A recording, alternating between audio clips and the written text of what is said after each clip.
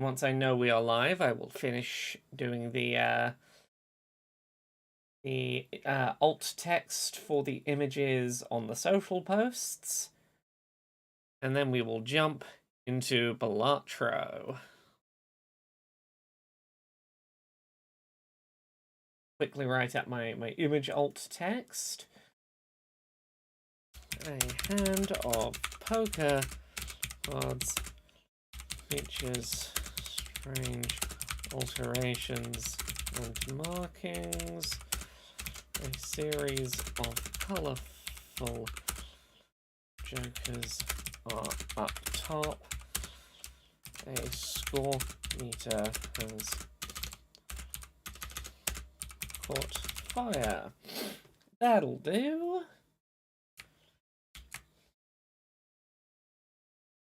Then I get to explain Balatro to the people who have not yet played Balatro. Which I will, I'll probably start some runs from the beginning and explain it from a fresh save file. But first, I'm going to show off a run that's a little bit weird and a little bit specific to give a sense of where I am at with playing it at the moment. Social posts are done. And we're about ready to get going. Okay, remind myself of where we're at. Okay, I'm trying to ideally play 2s to power this up. I am trying to not play face cards, that's fine. 6,000...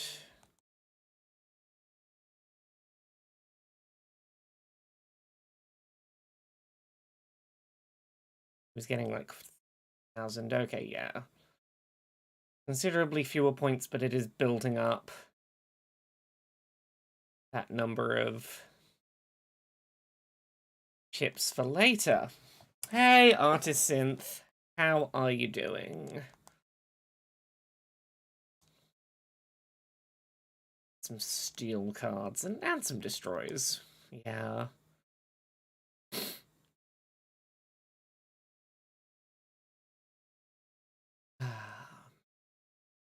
I'm trying to get into doing runs in this where just a single high card is my big point scoring thing, but that is taking some work to learn what actions will make that workable. Ooh. You got nearly 5,000. Oh, yeah, 5,000 again. It's improving. Make that into a steel card to get a multiplier. Discard some cards to see if we can get another. Can't. Hey, the BT. I'm doing all right. I had a very busy day today. I've got like 2 different video game embargoes are lifting next week, and I had, because I'm attending GA Conf the first couple of days of next week, I had to get both of my reviews ready for today. So I've been chaotically trying to get that done, ready for being able to go and see a game accessibility conference for a bit. This is the colorblind, or this is the, I don't know if it's specifically colorblind mode. It's the, what if we changed the colors of, so that like hearts and diamonds aren't both red and that spades and clubs aren't both black, to make it easier at a glance to by color see these are different suits. I don't know if it's going to be, if it would be helpful for colorblind users, but I found it easier for cognitive accessibility. I have found it easier to just have something in my head that goes, that's not the same as that. What do they call the mode? I don't remember what it's even called in the settings menu. It is called... where is it? High contrast cards. But for me, it's, I need to just at a glance not mistake a diamond for a heart because they're both red. Okay, so let's go single high card that isn't a face card.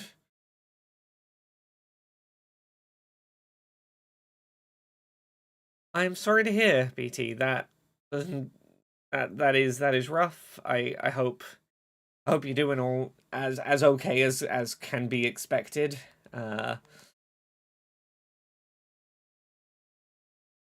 Yes, as people arrive, I will do some explaining of what this game is for anyone who has not previously seen Balatro. But the deal is, the gist of this is, it's in theory it's poker.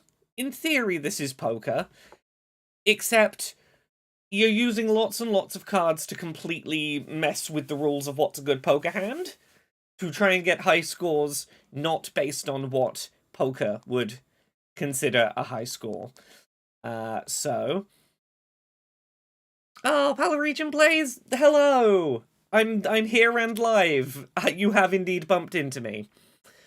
NH London says, it's poker, but sometimes your deck has 23 queens in it. Yeah, so, to be specific, I'm currently trying to win a run of this, where the best scoring hand I will be playing is high card, just a single card. Where it's like, it's not a pair, it's not a flush, it's not a straight, it's not a four of a kind. I'm explicitly trying to make just play one of anything, the most powerful hand I can play. Palaregion Play says, this game is digital cocaine, I had to stop.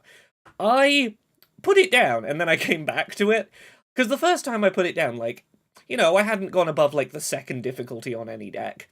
And now I've come back to it, and I've gone all the way up to gold on the checkered deck, and I'm working my way up towards gold on the yellow deck now.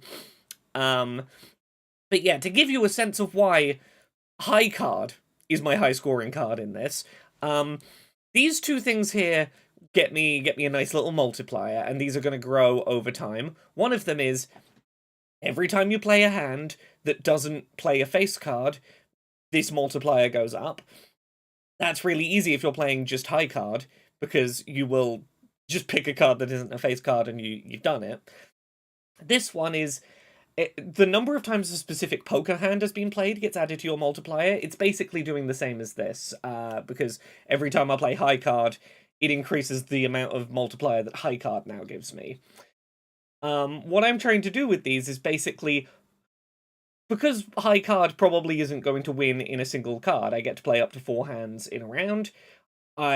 I'm going high card, high card, high card, high card to, like, knock these multipliers up, like, 4 times in a single round to very quickly get these as very high multipliers. And then these are to get me some chips, which is what your multipliers are, like chips times multiplier. The higher I can get these chip values, because I'm playing lots of small hands rather than one big hand, these chip values will get added lots of times, equals big points. That's what I'm trying to do on this one. So, let's jump in. So I'm trying to beat 18,000 points. You're going to see me playing a lot of just a 2, because right up here I've got this Joker gets additional chips that it'll score you every time it's played, but every time you play a 2, that number goes up. So a lot of my high cards will just be a 2, which scores me pretty well. Oh, there's another 2, so we'll play that. I'm basically trying to play single card hands that are, like, knocking up my multiplier and knocking up my chips, and, like, bumping these up as many times as I can, so that by the end they're going to be real big points. How does this game rate from an accessibility perspective? I mean, this game is a very addictive compulsion loop kind of game. I have probably played more of it than I should have done. There are times where I'm like, okay, I'll just go for one more run, and I've probably played longer than I intended to. It's very satisfying for the ADHD compulsion brain and the, like, flashy lights going off, but you need to be someone who can just put it down when you're like, I need to put it down for this. It doesn't have great exit ramping. It's very easy to just press a button and jump right back in with no downtime, and that's a thing you'll know about yourself. It doesn't tell you how many points a hand is going to score before you play it, and playing a lot of this, you'll start to get a feel for how many points a hand will score, but you won't know that exact number off the top of your head.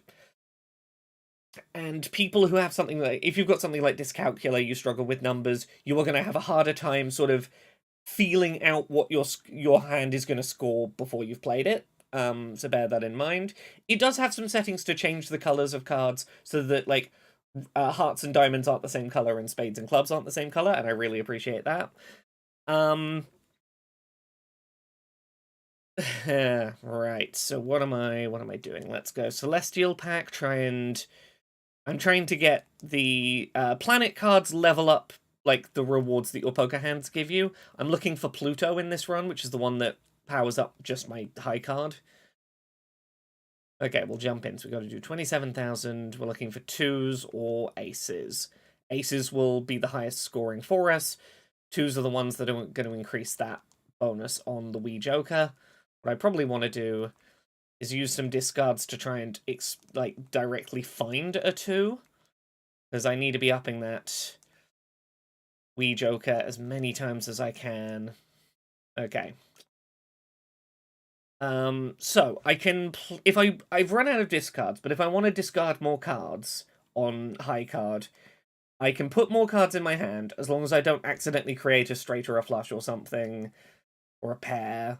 So I'm like, this hand, I look over in the left, it still says high card. That means I can safely play this. Those other 3 cards will get thrown in the bin. That helps me to fish for the 2 that I was looking for.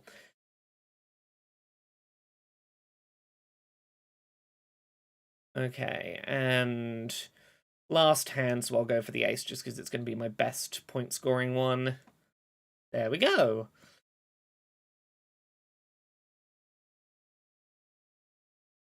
Yeah, because here's the thing. There are mods on Steam. If you're playing this on Steam Deck, there are mods you can use that will kind of give you a sense of what your point scoring is going to be. It can't tell you the exact number because there's sometimes like random number generation stuff going on and randomized effects.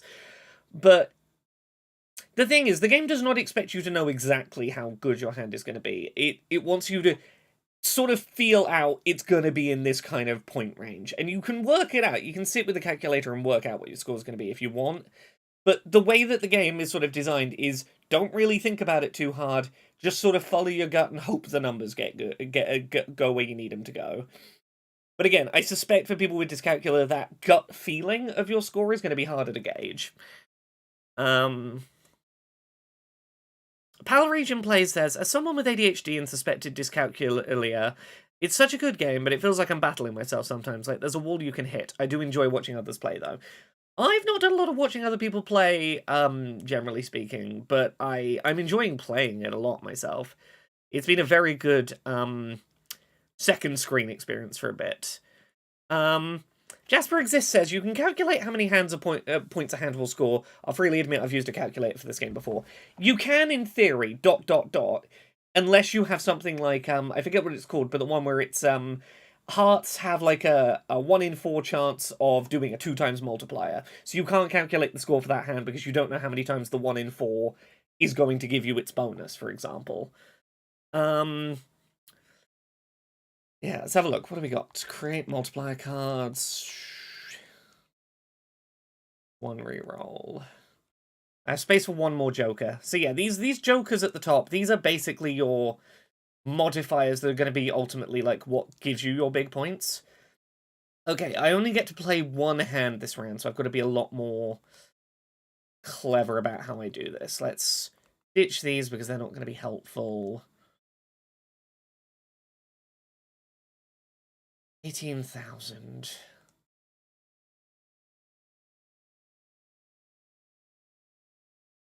This might be where this run ends. This run, I don't think, is where it needs to be to, like... Let's have a think. I can enhance 2 cards to 4 times multipliers. What I really need is something that, like, multiplies my overall multiplier by now, and I don't have that. Let's put ×4 on a couple of these cards. Pal Region says, when you feel like a run is basically a throwaway, you know it won't score high. Do you continue or do you abandon? Entirely depends. There'll be a point where I'm like, this isn't salvageable, and I will just scrap it. But often I will try longer than I probably should to salvage a run. How many? 32 high cards. Yeah, I realistically have to play a single high card and hope that it scores over 18,000. Unfortunately, because if I played a different hand, I'd still get the 30 multiplier off this, but I wouldn't get the 32 multiplier off this. And no hand I play is going to offset that. So I just need to play a single ace and... No, not even close. So, let's start from, like, the beginning and do, like, a very basic... let's go to the very first deck they offer and the very lowest difficulty. Hey, Terra. So yeah, let's go through this from the very beginning, and, like, I'm starting with basically a regular deck. My diamonds are orange rather than red, and my clubs are blue rather than black, just to make them easier to see. But I'm just playing poker right now for regular poker hands. What can I do? 6, 5, 4, 3, 2... 5, 4, 3, 2, ace.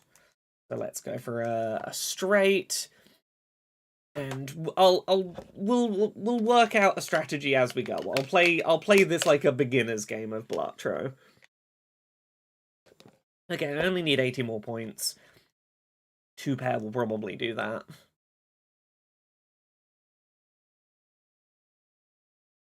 And H London, I was very similar. I did most of my play was unlocking decks for a while, until I found ones where I was like, there's a couple of decks here I absolutely love. Those are going to be the ones that I stick with. Okay, so this will give me +4 multiplier anytime I play a face card. That's pretty easy to do. Early on, that will do for a first Joker. I could probably just... What would just a single... Okay, no. Just a single high card's not gonna do great like that, so... Hair. Yeah, that was pretty good. So the kind of jokers you have in your hand will determine, like, the kind of game you end up playing. So right now I'm just digging for face cards to get that +4 multiplier off. Pal Region says, what are my favourite games of the year so far and what am I looking forward to? What have I played so far this year? Let me look up a list of things that have come out so far this year. Like a Dragon Infinite Wealth, while not perfect, is so much video game, and it's so many of the things I love about video games. Silly, serious, over-the-top exaggerated anime nonsense. I love it very much. Final Fantasy VII Rebirth. Part 3 needs to stick the landing, but right now I really like what they've done with that remake trilogy, and the sheer amount of, again, ridiculous overblown side content available in it is really, really caught me. Let's have a look. What else? What is released that I can skim through? Look, I don't usually play Ubisoft games because Ubisoft's management poorly treats its staff, and as a general rule of thumb, I don't support the things they create. However, I did play Prince of Persia: The Lost Crown for an accessibility review because it was doing some really interesting stuff, and purely from an accessibility perspective, I was really impressed with what that game did, and I think it is worth highlighting as a good example in the industry, even if I don't, generally speaking, support the company's work. We're only in, like, April. Gosh, this year's absolutely blown by. Balatro, obviously, this game is probably the game I've played, put the most time into in the shortest period of time. It has really eaten up my life quite considerably. I really enjoyed Botany Manor recently, just a gentle first-person game about discovering how to bloom plants and fight against academic bigotry in the 1800s. There's probably other stuff, but those are the ones jumping to mind. Anyway, I want to get back into making these hands. Do you know if we'll be getting a new episode of Dice Funk this week, Tara? I genuinely don't know. I don't know. There might not be one this week. It depends if one was pre-edited in advance or if it hasn't been. My guess would be don't wait for a Dice Funk episode this week. I can try and confirm, but we'll see. Right, this is a nice cheap one. Retrigger all cards played for the next 10 hands. This is short term, it'll help us until we have, like, a more stable build built.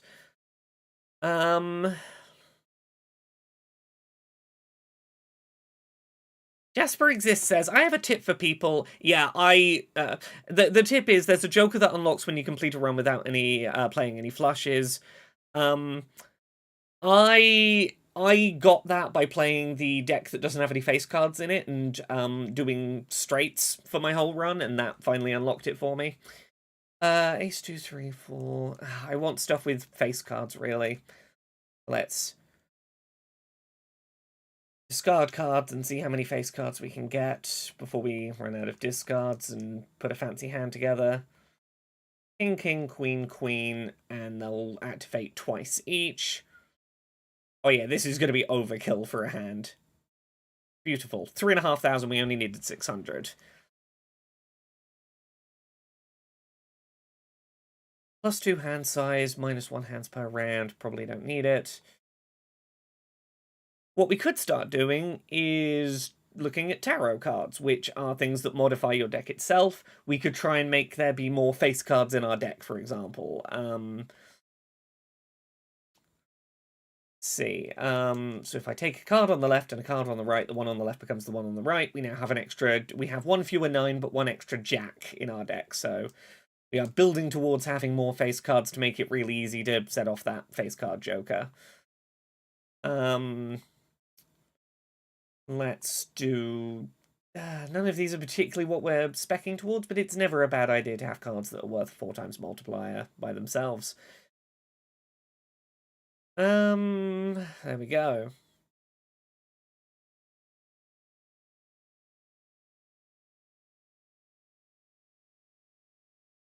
Three of a kind aces is good, but it's not activating any of our multipliers. Let's just play it just to get it out of the way. It was decent enough. Two of a kind, and they have the 4 multiplier, and they'll pop off twice. Done. So you don't have to like entirely lean into the thing your Joker's built around. You can have a couple of win conditions. Early on, I really gravitated toward these Jokers, the ones where every time you play a card of a certain suit, you get a multiplier. They're a nice, easy one to work with early on. I'll take this card that lets me destroy 2 cards from my deck, because anything that's not a face card or hearts right now, I could start destroying. And you see the gist of how we're sort of building toward a strategy here, so these are not hearts or face cards, so we'll destroy them, we'll get them out of the deck.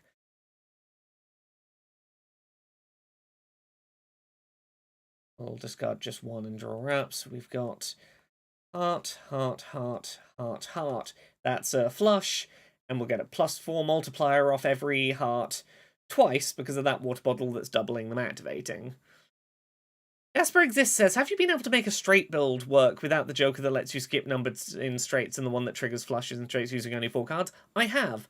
I find it much easier to do on the deck that has no face cards, because there's a much smaller range of things that can show up. It makes it much easier to do straights.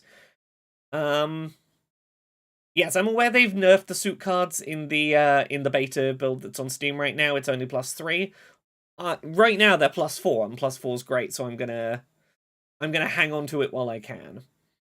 Okay, this is the other kind of card I've not shown off yet that's really important, is if you look at these ones, it's +4 multiplier not in a little box. That's just my multiplier itself will go up by that number.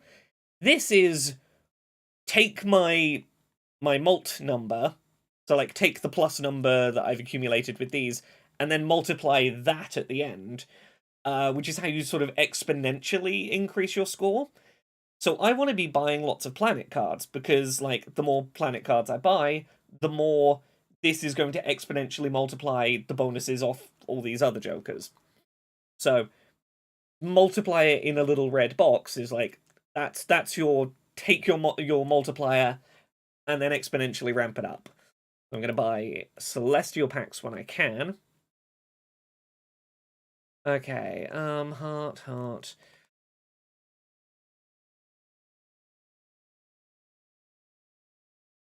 I think we're just going to go for flushes for now. If I can find another red card. Sometimes you just get unlucky like this and there's just no red cards coming face up. Here we go. That's 5 red cards. They'll get +4 each time and then duplicate, and then also +4 for being face cards. And you see how, like, oh, a Joker, like, oh, you found a card that activates multiple Jokers at once, and you can get it to activate multiple times. Your score starts going silly. The BT, I am aware that I can change it to sort by suit for flushes.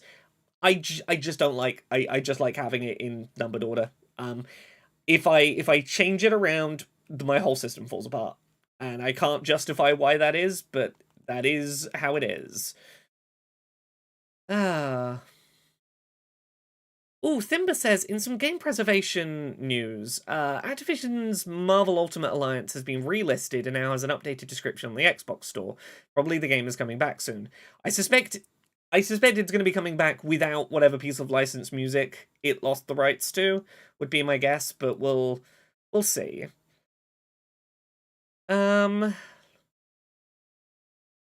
Alright, what am I doing mostly? I'm doing... Really, I want flushes, not straight flushes.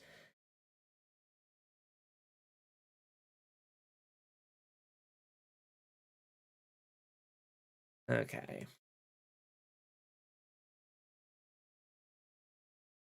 One, two, three, four, five. No, usually when games get delisted, it's we didn't want to pay for some piece of music that the license expired on. It's almost always that. Thimba says, in fact, Laura today taught me what a flush is. I didn't know until today I could do that. Yeah, you play enough of this, you will learn the basic stuff. High card is just one card and it's the highest one. Pair, two pair, those are fairly obvious. Three of a kind, fairly obvious. Straight is 1, 2, 3, 4, 5. Flush is all the same color. Full house is 3 of a kind and 2 of a kind. 4 of a kind is just 4 of a kind, and straight flush is 1, 2, 3, 4, 5, but they're all the same color. There you go, there's your basic hands. This also lets weird, wacky stuff happen. Like, you can get 5 of a kind in this, which is not possible in regular poker. There's other hands to discover. Okay. Let's get some extra chips going. This is only going to last for 4 more hands, so I'm going to get rid of it now. This will give me 3 multiplier for each Joker card, which will be 15. Spectral packs. Spectral packs are fun. Oh, can't afford it.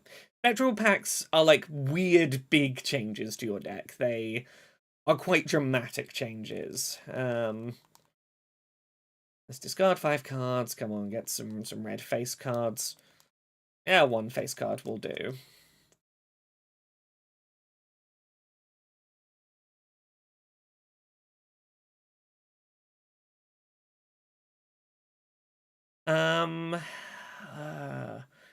Desperate Exist says, the only time I sort by suit is when cards in my hand are face down, and some are face down and others aren't. It allows me to make an educated guess about the suit the face down card, or just straight up tells me. Hadn't considered that. That's actually, that's pretty smart. Okay, so I want those Celestial packs, because A, if we can find, I think it's Jupiter, will increase the value of our flushes, but more importantly, we're slowly making this multiplier better.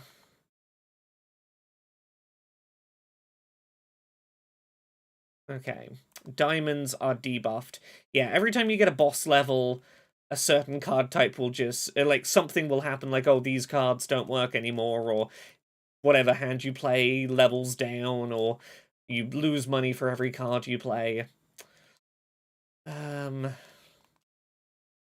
on, two more hearts. 1, 2, 3, 4. Yeah, we got 5 hearts now, and some of them are face cards. That's absolutely beautiful.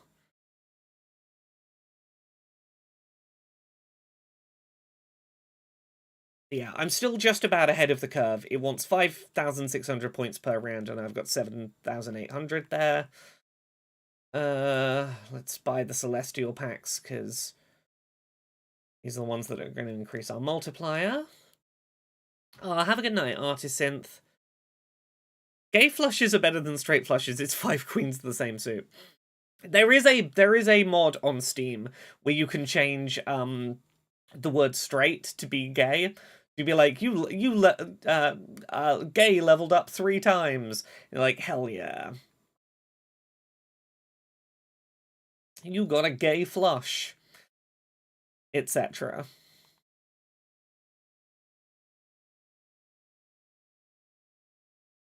Okay, again, this is what we're after. We want the red face cards plus 2 others.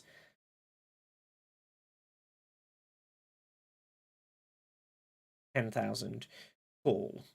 What I really need to be doing is getting a lot more celestial cards, because I need this multiplier to be a lot bigger, because that's going to be where my keeping up pace with the increased demands is going to come from.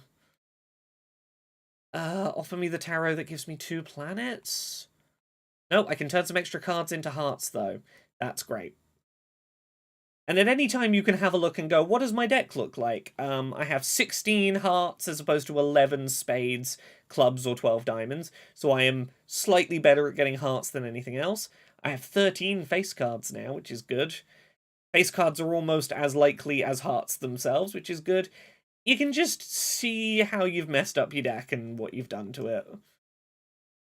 Bellabean, we did finish Yakuza on Wednesday. We did the last stream on Wednesday. It went very well. We really did like that dragon.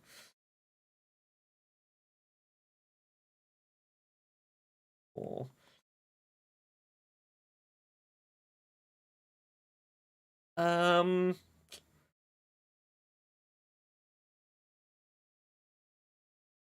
Tricky says, so many Kingdom Hearts references. What, is that because it's Hearts? Is the King of Hearts a Kingdom Hearts reference, is it? That hand did not score as highly as I thought it would. Is it because there weren't face cards in it?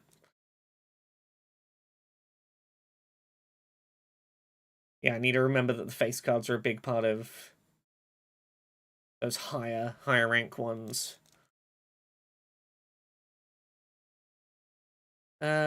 Make up to 2 random planet cards, because each planet card we use will increase this constellation. Now 1.6 times multiplier. Plus 1 discard, why not? Let's get extra discards in rotation, just in case.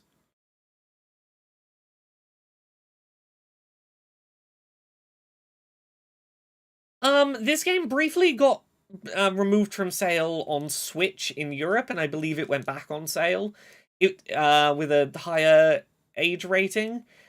It got pulled off for gambling, for suspicion of gambling, for game's got gambling in it, and then had to get put back on with a gambling related age rating, because that's how PEGI works. It's all right, Bellabean. I worked out where your sentence was going. Yeah, I'm not quite doing high enough scores to doing a single hand win. That's unfortunate. I want to be winning each round in a single hand if I possibly can, but I threw that hand away rather than using it. Oh, that's really easily done, but that's really screwed me over. I have to not just press the oh, no repeat hand types. Oh, fuck. I was not paying attention to that. Oh. This is me not paying attention and playing too ineligible. I didn't accidentally throw it away. I played an ineligible hand type because I wasn't paying attention to the thing. Okay. Oh, goddamn. What can I even do? No, this run's dead. This run is dead because I didn't pay attention to what the Oh, no, did just scrape through. Didn't pay attention to what the boss blind condition was, and almost screwed myself over. Yeah, the full house was thankfully enough. It wasn't activating either of these jokers, but the plus 15 and plus 100 chips and times 1.6 was enough to squeak it through. Okay. Pay more attention than that, Laura. I nearly screwed up. Turn more cards to hearts so that more will activate the Lusty Joker.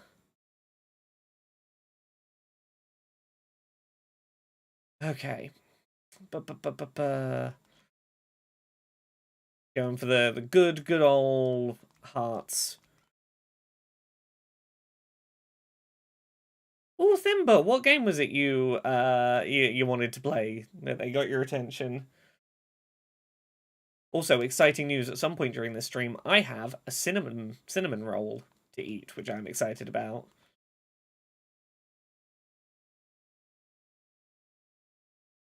Oh, Saint Nobody, I'm aware of Xavier Nelson's, I forget what the game was, but he kept making jokes about, it won't teach your kids how to gamble, wink. He's banned, I think he got banned from entering a country, I don't remember what country it is. They banned him from entering the country because he joked about making a game that would teach children to gamble. As ridiculous as it is. Yeah, this is a good cinnamon roll I've got here. Look at this thing. Like thick icing on the top. Like it's a good chunky one.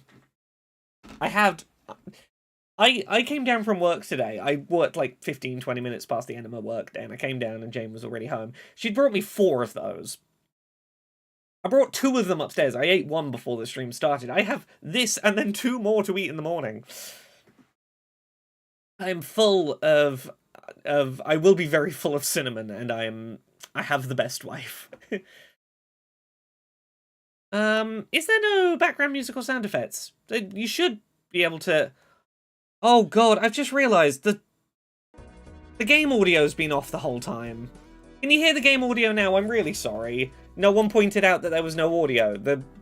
I know exactly why that audio wasn't recording, but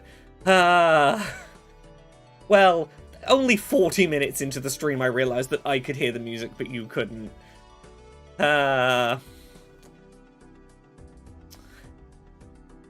This game works better with music. It's just quiet little, you know, gentle little background noise, and then, as you will hear in a minute, lots of you got points well done noises.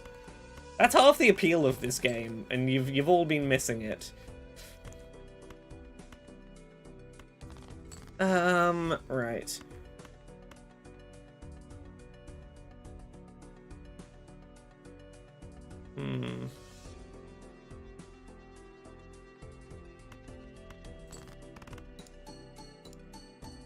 Here we go. Yeah, those are the sounds that have been living in my brain, is cards, ba-ding! Just gently rifling paper, relaxing music, and ding, ding, ding, ding, ding.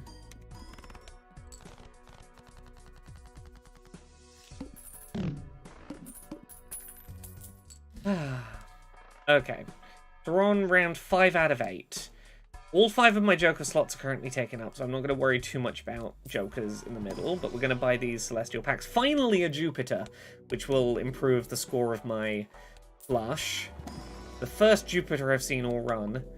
But either way, even if it's not the planet I'm looking for, it's still pumping up my constellation, which is good.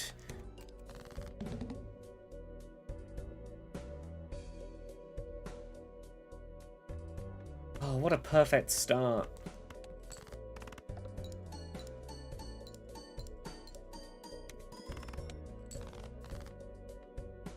Okay, all of my point stuff is being halved for this rant, for this boss blind.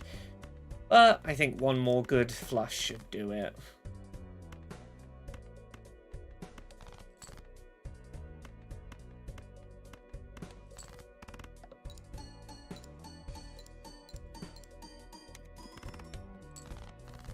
So close.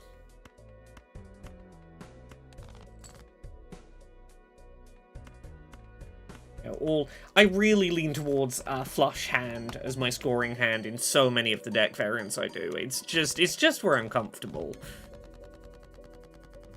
Okay, we're on to level 6. And that score we need to hit is just going to keep going up. Let's double the chance of getting shiny versions of cards that have like free little bonuses. We'll buy that planet card because that'll increase our Joker. I should probably show off the skip mechanic that exists as well that I haven't touched at all in this. Let me just do this very well scoring hand. Look at it go.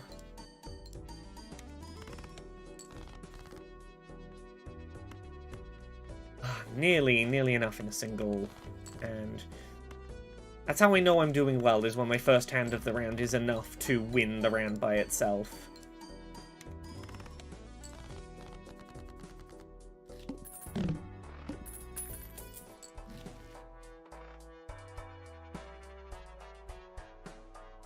And Cow, I'm not on the beta branch. I am playing on Switch. I'm aware of the changes in the beta branch, but I've been playing it on Switch just because it's a small, lightweight handheld. It's the most comfortable thing for me to play lots of this second screen on. Like, I could be playing it on Steam Deck, but the Switch is just a bit smaller and more comfortable.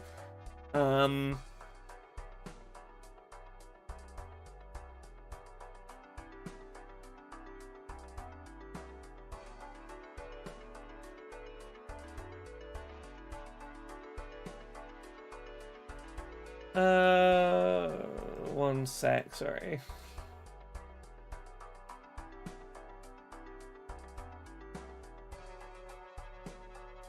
Jasper exists. Where did you send a message? So I know where it's come from.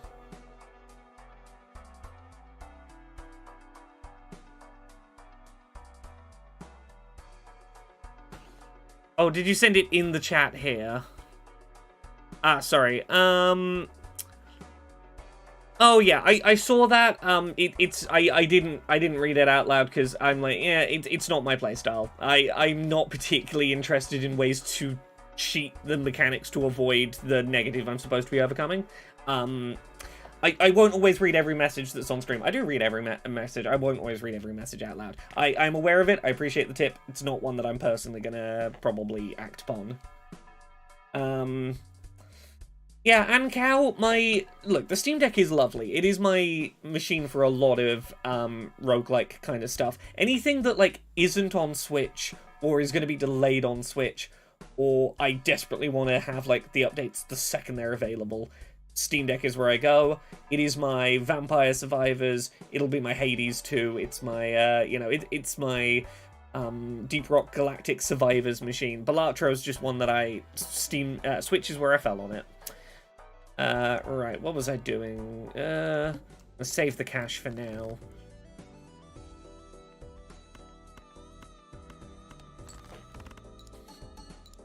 Okay, I need to beat 30,000. I'll probably beat 30,000 on a single. No, 17,000. We're falling behind the curve. I need another, like, multiplier like this, ideally. I need another something that's going to exponentially bump my score. And right now, without it, I am falling behind the curve a little. Like, I'm still getting through rounds, but I know that that's not going to last at this rate. What games other than Hades 2 am I looking forward to?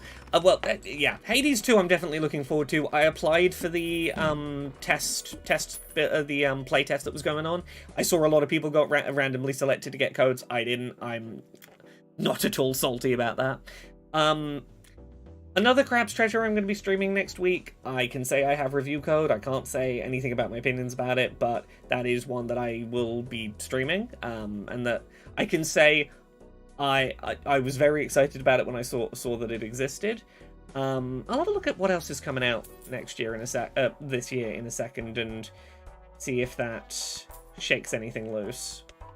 Because I have to remember what games are coming out to know what I'm excited about. Yeah, let me pull up that games 2024 list. I gotta talk about ones where I'm like, look, sometimes I've played stuff already, and as such, you know, I won't bring it up in what am I excited about lists because maybe I've played it for good or worse. So if I don't point something out, maybe I'm not excited about it. Maybe I'm excited about it, but can't tell you that. So I'll throw you a couple of things I'm excited about. What am I excited about? That I can tell you I'm excited about. Where are we in the year? It's weird doing the stuff I do now. March, April. Okay, so we're here. I am excited for Little Kitty Big City. That was at the Nintendo Indie Showcase the other day. I'm excited for that. Paper Mario Thousand Year Door, I am deeply fascinated to find out what they're gonna fucking do with Vivian in that. I'm so fucking curious. Oh, and let her be trans in the English language. What's coming? What is coming out? I'm scrolling through. What stuff doesn't have a date but is 2024? That's probably a better list to look at than confirmed dates. Elden Ring DLC, if I fucking have time in my life to play that, I'm excited to at some point find time to play. The Plucky Squire. Very excited about the Plucky Squire. That game looks fascinating. Cannot wait to find out when that's coming.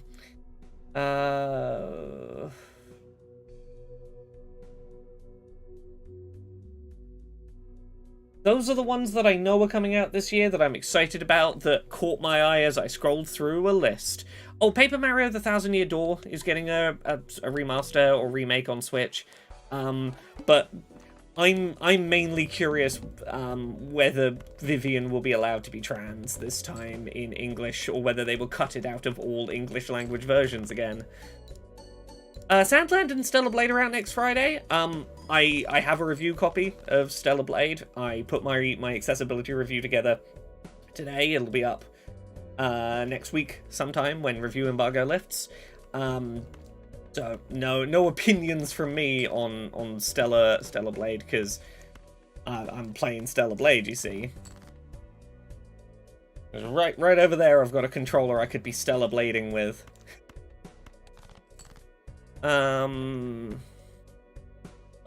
I've always got secret things going on. It wouldn't be a Laura stream without I got secret shit going on. Saint Nobody says, I want to play the Elden Ring DLC, but my save file is on New Game Plus 2. I'm worried I screwed myself into having a bad time with it unless I do the base game over again. Yeah, that's kind of where I'm feeling. I'm half tempted to... How the Elden Ring DLC is not till like June or something, right? I might start in my free time. I might try and put Balatro down and make replay the base game of Elden Ring my thing for the next couple of months when I am second screen gaming, just to feel ready for the DLC. We're what, 8,000 off of where we want to be score wise.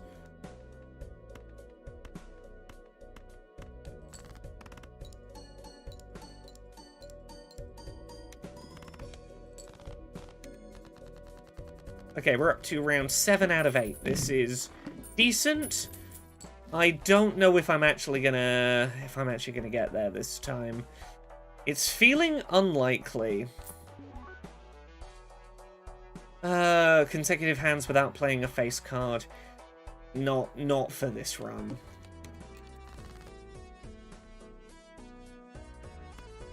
Look, I don't have time. I don't have that kind of time to do Elden Ring again, but also, you know, what else am I going to do with my life?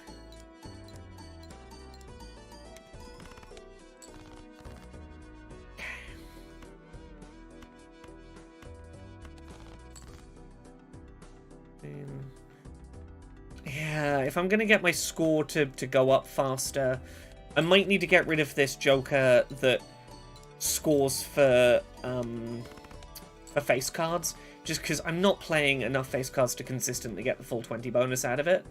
Like, I'm getting more utility out of this plus 15. If I could get find something that's getting me probably reliably more than plus 8 on an average hand, it's probably more worthwhile than this.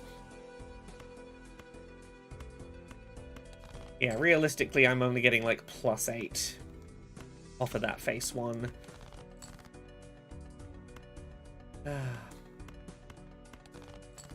Yeah, if I can't get another exponential multiplier, the best thing I can do is replace the face card one.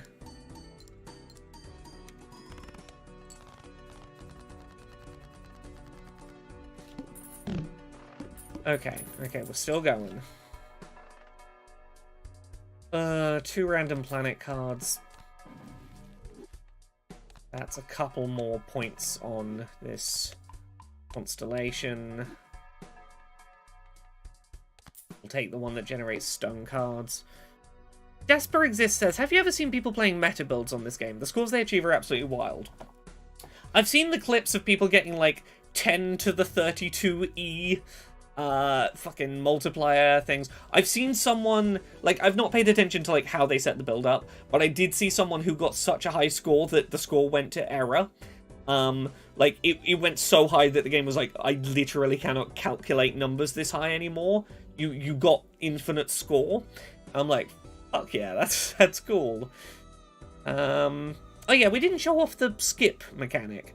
Rather than play a hand like I did and get the money for doing the hand and then get a chance to go to the shop, you can skip playing the hand, skip the money you would receive, skip the shop, and instead get some kind of bonus. And in this case, it's something will be available in the shop that has 1.5 times overall modifier reward. So don't get to play that hand. And skipping that's probably not sensible. But, you know, I'm showing off how the game works. God, yeah, only get 3 cards back when you discard or play. Oh, yeah, this is probably where this run's going to end. Okay, so we turn...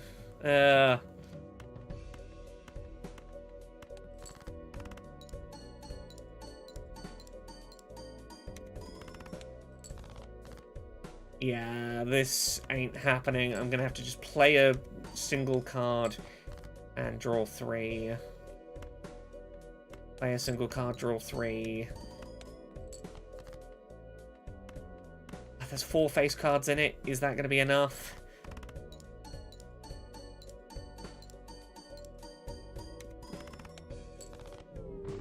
Yeah, run ended there. Shouldn't have done the skip. It was a poor time to do it, but I was like, I keep remembering that I haven't actually shown off that that's a thing you can do. So, let's get back to what I was trying to do challenge-wise, which is, I'm playing with the yellow deck. The fun thing with that is that you get $10 at the start, so you have a bit more economy. I'm playing a couple of difficulties up, so the first hand of each of the 8 antes doesn't give you reward money anymore. You need higher scores. Sometimes cards will be for sale that you can't sell, so you can't remove them once you've put them in your build. And -1 discard. So there's a bunch of negatives that I'm coming up against. But I'm going to try what I was trying to do when the stream started, which is I am trying to do a high card build, where a single high card is my scoring condition, and that's what I am speccing towards in this. I don't know whether I will succeed in it, but... I won't be able to do it right from the start. I need to get at least 1 or 2 jokers to, like, start having the kind of multipliers that will allow me to do it, but you'll see what I mean in a minute. That's all my discards already in there. Let's just play this random pair hand.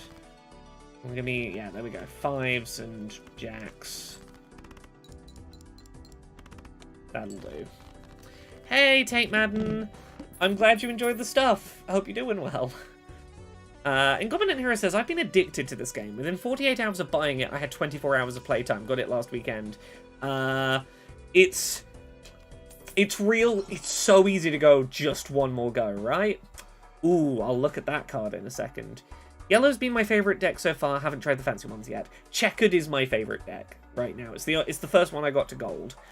Okay, so this is that one we had before. Face cards give a +4 multiplier. I probably wouldn't pick this up for this strategy usually because I'm trying to get just a single high card to be my point scorer. If my high card is a face card, that's great, but also 1.5 times overall multiplier is just good to have. Let's jump in from here. It is the purest form of numbers get big dopamine seeking. Okay, let's try just a face card and see what that does. That's 112. Okay, yeah, we probably could. If we could get more face cards, we probably could win this blind with just with high card. You know, it's probably not the most efficient way to be doing it right now, but... Okay. I should have just done... Okay, because what I usually do there is I'm trying to rack up the number of times I've played high card so that when I get, like, a card that's... The more times you've played this hand, the higher your bonus. Like, the first 3 times, just play high card, and then if it looks like you're even slightly not sure that you'll cross the threshold, do a better point-scoring hand for the last one, just to get yourself over the hurdle, because you're just trying to get that number of high cards up. I really blundered a really promising start there. 2 points short, I know. I was looking at it going, yeah, surely that will cross, and I just didn't do the maths, and that's me being a fool. But sometimes that's how it is. We're gonna start again. 6 6 6 2 2. Okay, and Queen Jack 10 9. Yeah. An 8 or a king would 3 queens will do it. Yeah. High card is like, it's a tricky one to build around, but it's really satisfying when it works out. I really love this. Celestial packs are your packs of cards that like give you planet cards that raise the point value of certain hands.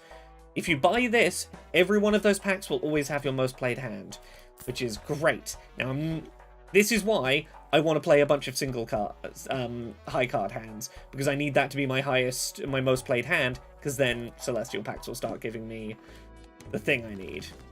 So...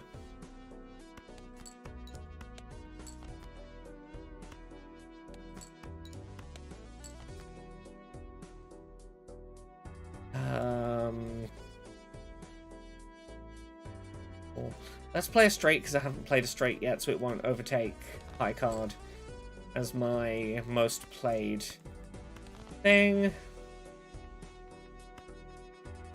Yeah, high card build like takes a little bit of getting it off the ground, but okay, I guess we play one more. No, I fucked this up already. Jack 10 9 8 7. Okay, maybe we haven't screwed this up entirely. This isn't going to be enough to get me over. I'm going to be on like 400 out of 450. Yeah, again, that was just me being silly with my numbers. Alright, let's get serious. Let's get serious. Once I get one of these runs off the ground, you'll see. They're fun to do, but I'm doing it on a high enough difficulty. There's very little wiggle room for me to not get it right from the start. Oh, it's that lower number of discards that keeps throwing me. I keep thinking I have one more discard than I do. I'm screwing myself over.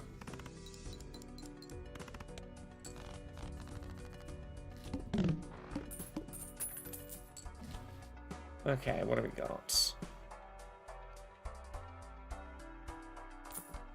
1 refresh. Flush gets me chips. No, I'm just gonna restart that. There is nothing good there to get me off the ground.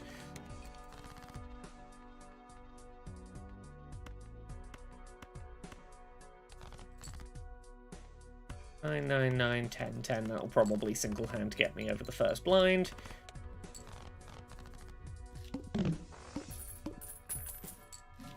Okay, ooh. Every empty Joker slot, the stencil included, multiplies my value. That's great. It's not going to immediately help us, but that's going to be really good long term. Okay,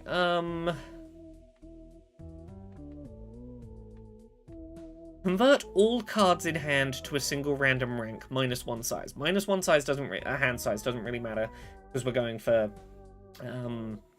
we're going for a high card. This could make it easier for us to get like 3 of a kind, 4 of a kind if we're in a pinch to improve what we've got.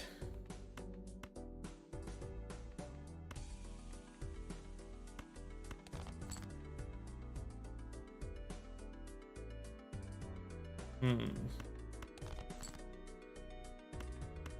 10, 10, 9, 9, 9. And then 5 times the multiplier. Cool. I need something that's going to scale okay with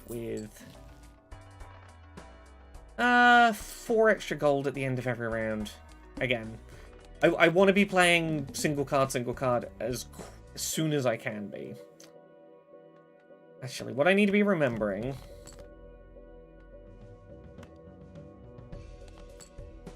If it wasn't, you have to play 5 cards.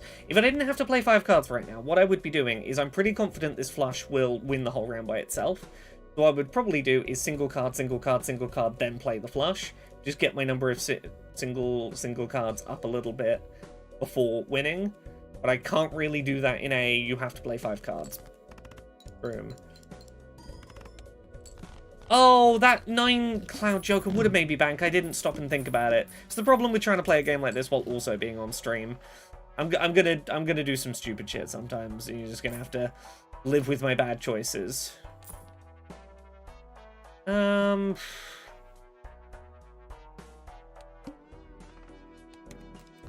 on, give me something that lets me start doing high card as my thing. Okay, so I have enough cards here to do a flush. So I'm going to do single, I'm going to do high card. High card. Am I confident enough? Oh, I didn't pay attention to how much a flush got me last time. How much is a flush getting me right now? 1200? Yeah, I could have done one more high card. Okay, level up high card.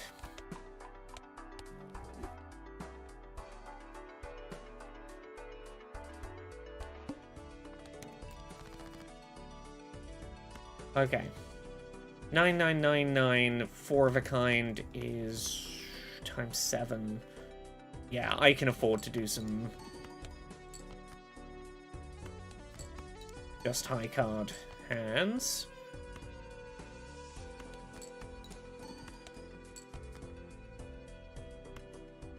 And then we do 4 of a kind.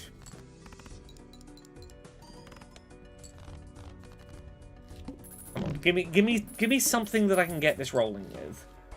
I've not seen any of the things yet that are the things I would traditionally try and build this around. This is not a good example of what, of the hand type I'm trying to build, or the deck profile I'm trying to build. Sometimes you've just got to go with what the game happens to have handed you. This is blue stakes, which is like the 4th or 5th level. Ew. Okay, single high card is getting better. It's not where it needs to be. It's giving us like 200-ish points per go. Yeah. Fuck it. Let's restart. Yeah, what level is blue? Blue is... it's the 5th difficulty, so it's not that bad. What's my favourite deck in this game? Probably Checkered, because I'm an absolute loser. The Checkered deck, it makes the deck just hearts and spades. It gets rid of the diamonds and replaces them with more hearts. It gets rid of the clubs, replaces them with more spades. Makes it so easy to go for flush builds. They are practically free at a certain point. And that is... It has traditionally been my favourite way to do this, but honestly, I am really enjoying when I can get it to pop off using the yellow deck to do just high card builds. There we go, we have a... Okay, so we now have a flush that I'm pretty confident is going to be the thing that wins us, so we will close with that.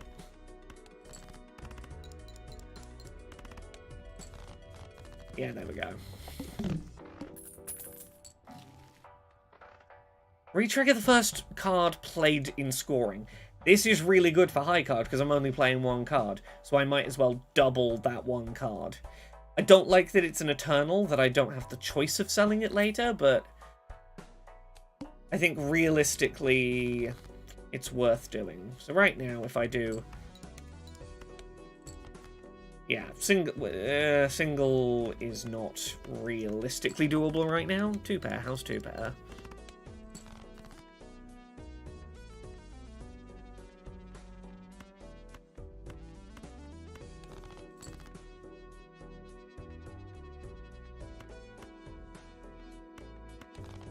Another 8 or a 6. 8, 8, 8, 6, 6. Is Ancient Joker good with high card? Because I still have to luck into the Ancient Joker card coming up. Okay, this is what I want for a high card build. +1 multiplier for every hand you play without scoring a face card. It's really easy to not play a face card if you're just doing high card. My mission now is play as many hands as possible, never playing a face card. Because every time I do, it's just going to steamroll in quality.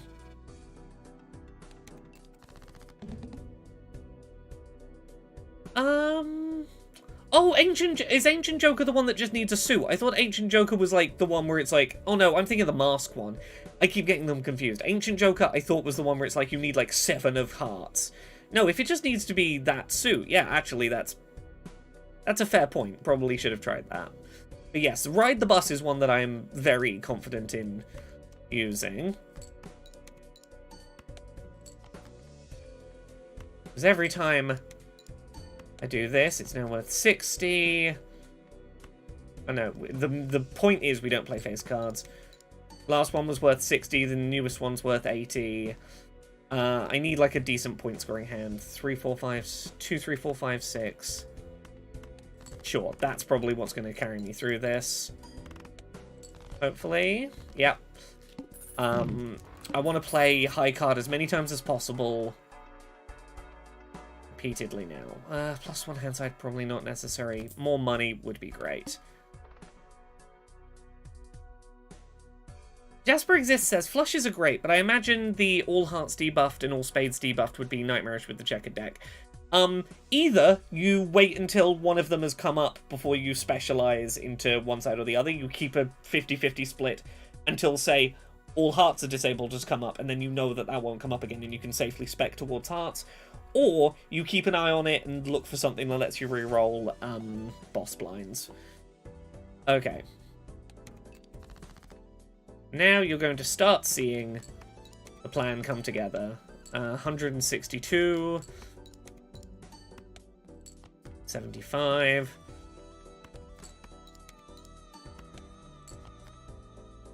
100 odd. I need something better. 10, 9, 8, 7.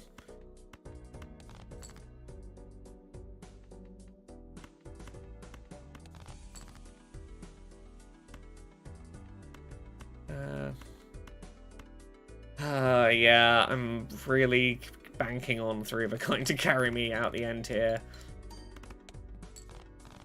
Yeah, there we go. Because the good thing about this is that while I'm doing high card to increase the multiplier as many times as I can in a go, the multiplier counts even if I play a different hand. It's making all of my hands better the more times I play high card. So early on, even cards give +4. Probably beneficial. Like, while I'm just sort of scrambling for things right now. So a nice even card like this. Get the +4 twice. Okay, we're getting up to like nearly 400 for a high card. We're not quite at the point where high card alone is going to be enough for us to... We need something that gives us more chips, really.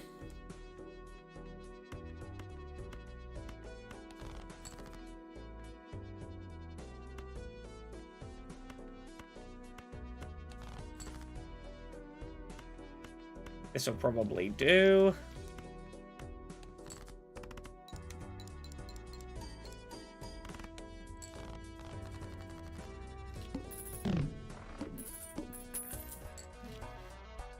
Okay. Do 1 reroll. Must play 5 cards.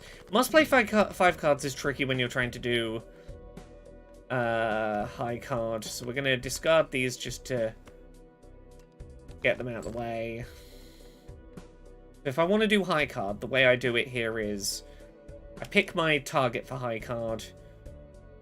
And a few things that are not going to be particularly helpful. So that I can use it as a free discard. Oh, it needs to be 5. Fuck, I keep forgetting it needs to be exactly 5. Almost forgot there. So 8, 6, 5, 4. It's gonna be really hard. Okay, it's gonna be basically impossible to make a 5 there that isn't something above a one of a kind, so I'm just gonna go for the full house. Take the bonus. Got all 2s in it.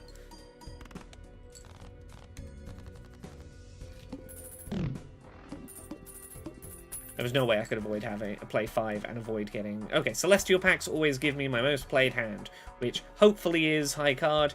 Yes, it is. I've played 13 high cards. And now, I open this pack, I get a Pluto, high card gets better. It's going to give me more chips for a high card. Ugh, it's going to give me like 80. It's going to give me like 80 chips. Is 80 chips enough to commit to with an Eternal? Fuck it. I'm on anti-3 and nothing's given me chips. It's maybe a bad idea, but I'm committing.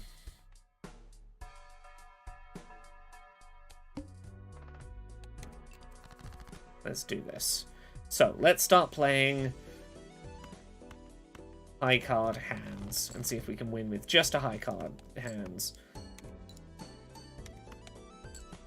1800 for just a high card. That's pretty good. Two out of 4 hands played, we won with just high card. This is more what I was looking for. Reroll once. No, I'm committed to that chip, Joker. I want something better than Even Steven for my second multiplier card, but we can work that out. Anything that... Right now, anything that is a face or odd gets thrown out. I just want lots of reasonably high evens.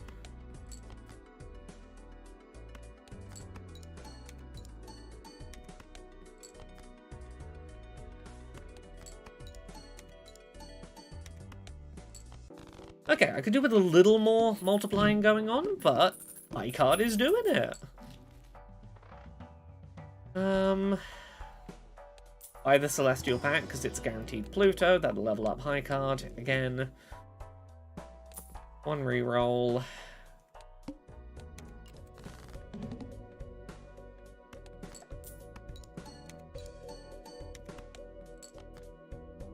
Okay. Honestly, I might try and do a couple of lower... yeah, deliberately low-scoring high cards to try and stay under the score, so I can get just one more hand played, one more bump up of the stats. This is going to be a guaranteed plus 15. This is only getting me plus 4, really, so we're going to sell that. That's Eternal, though.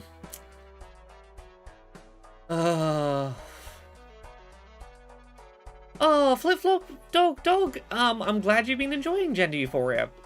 I'm real proud of that book, and it's always really nice when people have been enjoying it, so hooray.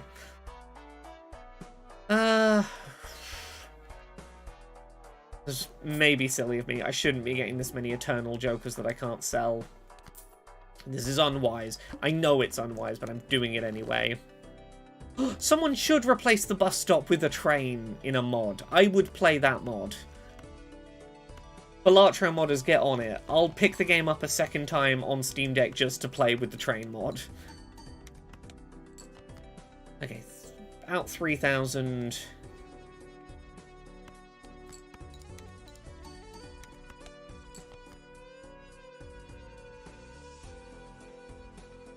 Yeah,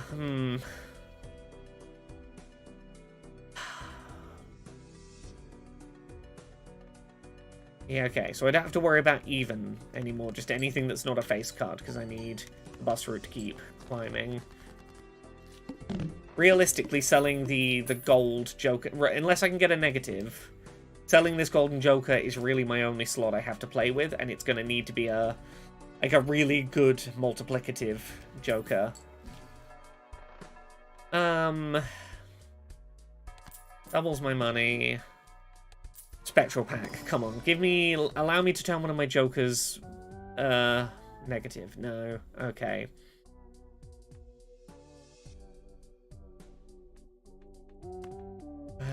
Make that double up, sure. Arcana pack. Can I destroy some of the face cards, maybe?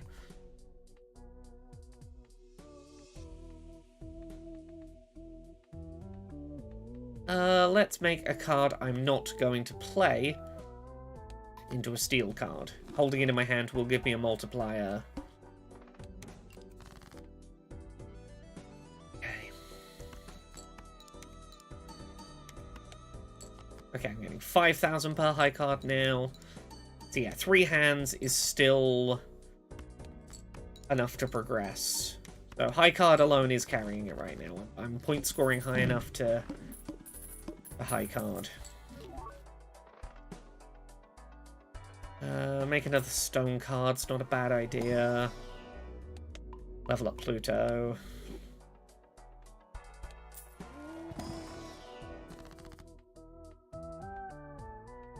I'm not really trying to change the spread of suits in my deck.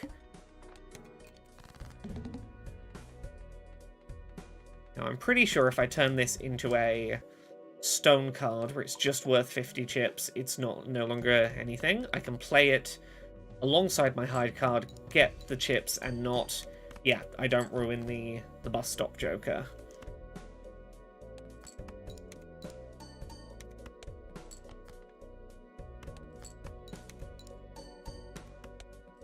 So, okay, we're getting like 6,500 per hand. Just need that multiplier. Celestial pack.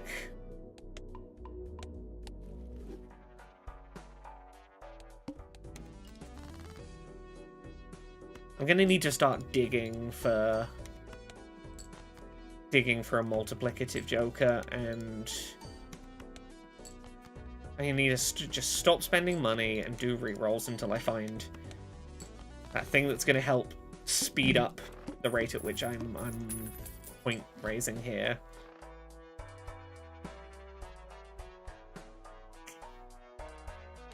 One reroll.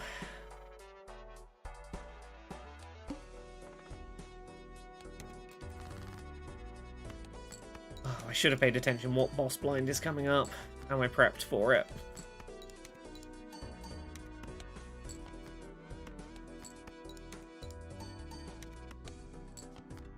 Okay, I'm having to use all 4 of my hand plays now to get above the big blind.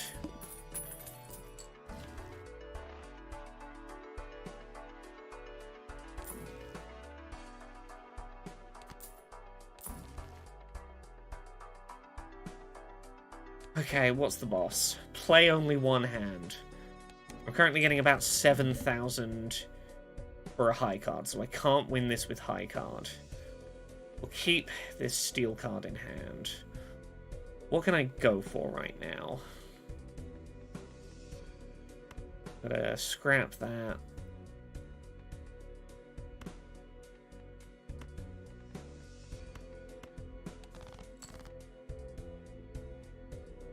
Two, 3, 4, 5, 6.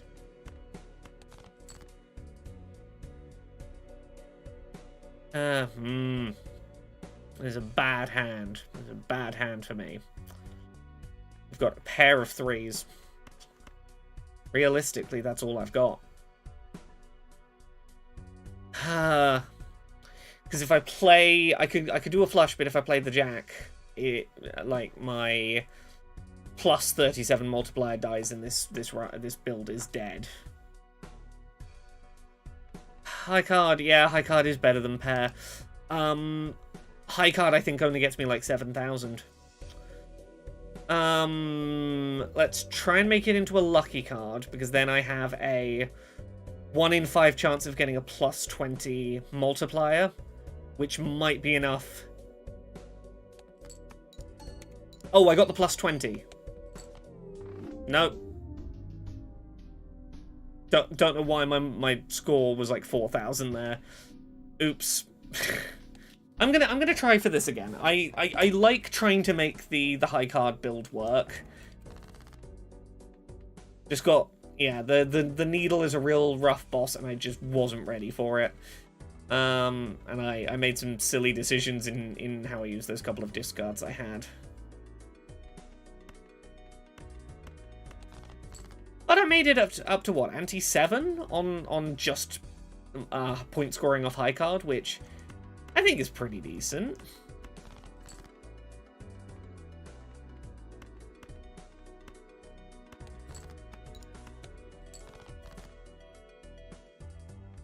Six, 6, 10, 10. Not gonna get me over. Oh, it will. Okay, it will.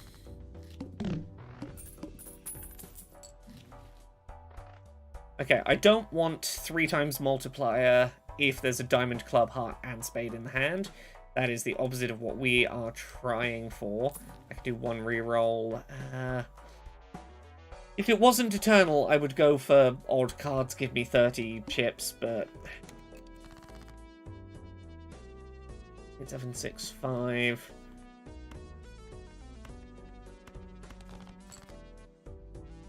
6, 7... 8.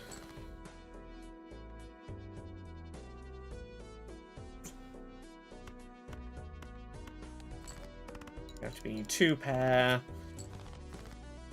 Then 6, 5, 4, 3, 2.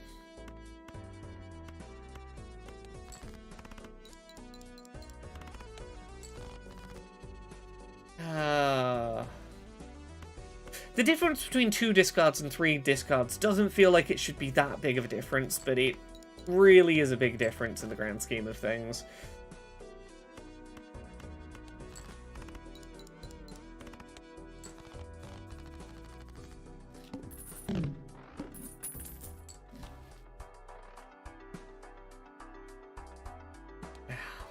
I'm restarting. I know I could commit to it, but unless I get something that's starting the ball rolling on this strat early, it's not even worth suffering through the early rounds. I need to feel like I'm making some progress on high card is at least my most played. I don't want to be committed to diamonds the whole thing. Double the chance of holographics. Shouldn't have re-rolled. Damn it, I thought I should buy the fucking thing. Sometimes I will restart a run if I do something like that on the first chop, where I'm just like, nope, screwed up the first chop. I don't like the feel of this run anymore. This run has upset me. It is, it goes in the bin.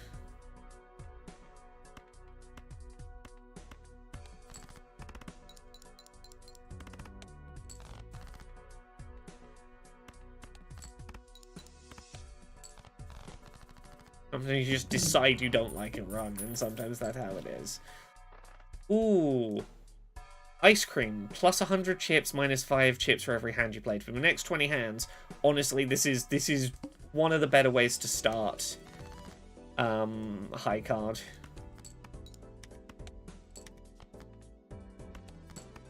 I think with this...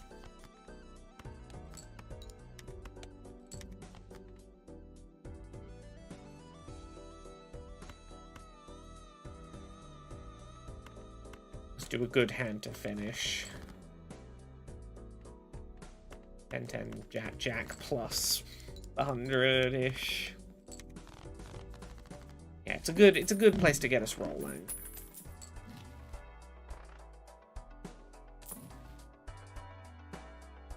If the first discard of a round only has 1 card, destroy it and earn 3. That's really good for curating the deck, and if we get the bus stop again, we can use it to weed out the face cards really easily. Honestly, I might shave the face cards out anyway. Get myself some money.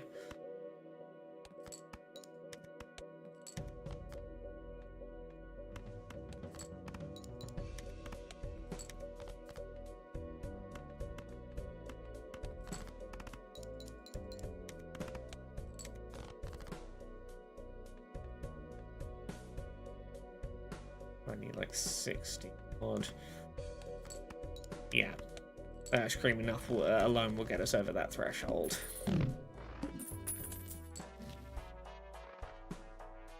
Celestial packs always have your most played hand, which is high card. Cool. Now it begins. Start leveling up our target suit really regularly.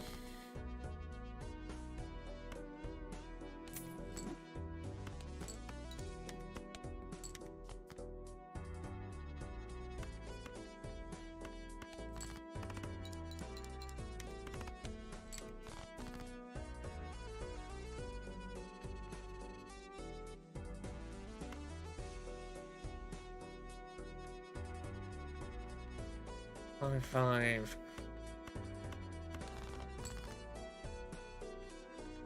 5.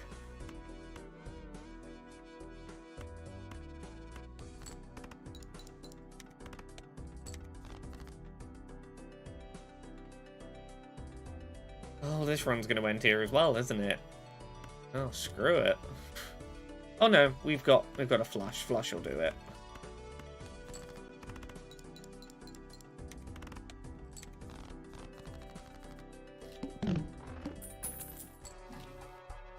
And there's that bus stop we were looking for.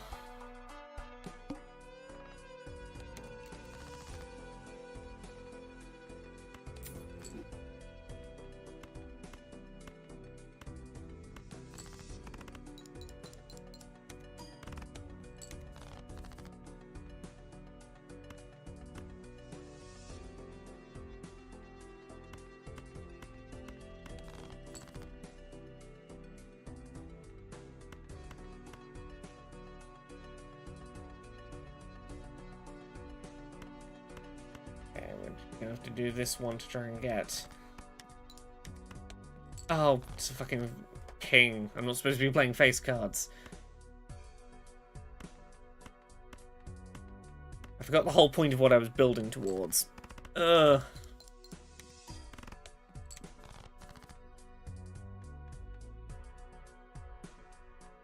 Nine, 5.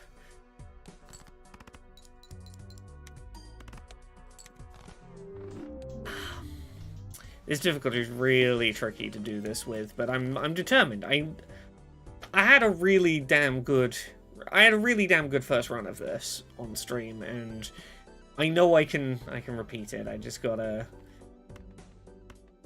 be less in my own head.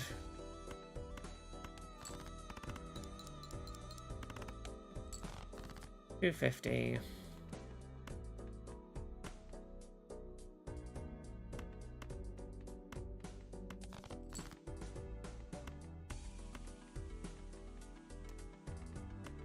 So right now, do single card.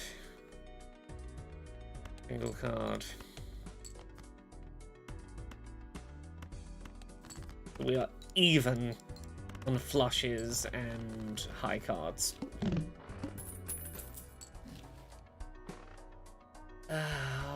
Odd cards will give me 30 chips. Yeah, early on it doesn't depreciate in value, so that's a decent start. Yeah, odd cards, so... Okay, 3, 4, 5, 6... Alice Alankill, it is that game what you've been hearing everyone talk about.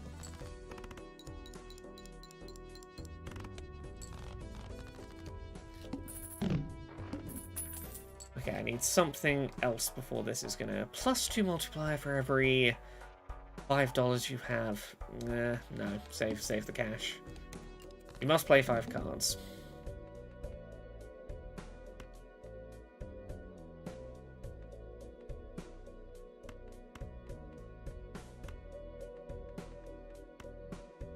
This will get all of the even cards out of my hand for free.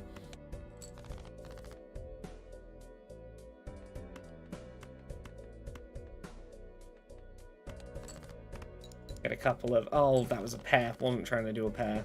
That's fine. 7, 7, 7, 6, 6. Try and get some actual point scorers. Yeah.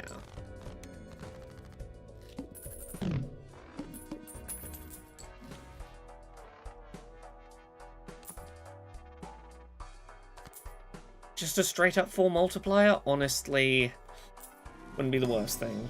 We're not stuck with it or anything. But just an odd high card, 300.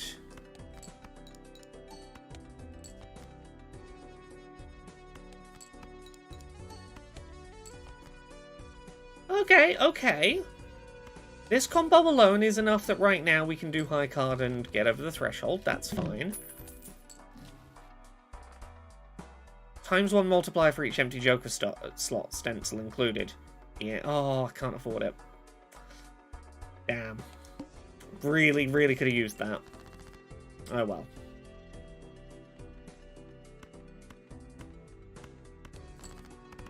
Do a full house to get some good points on the board, and then high cards.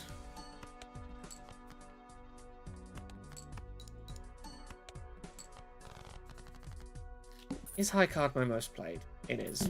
By quite a way.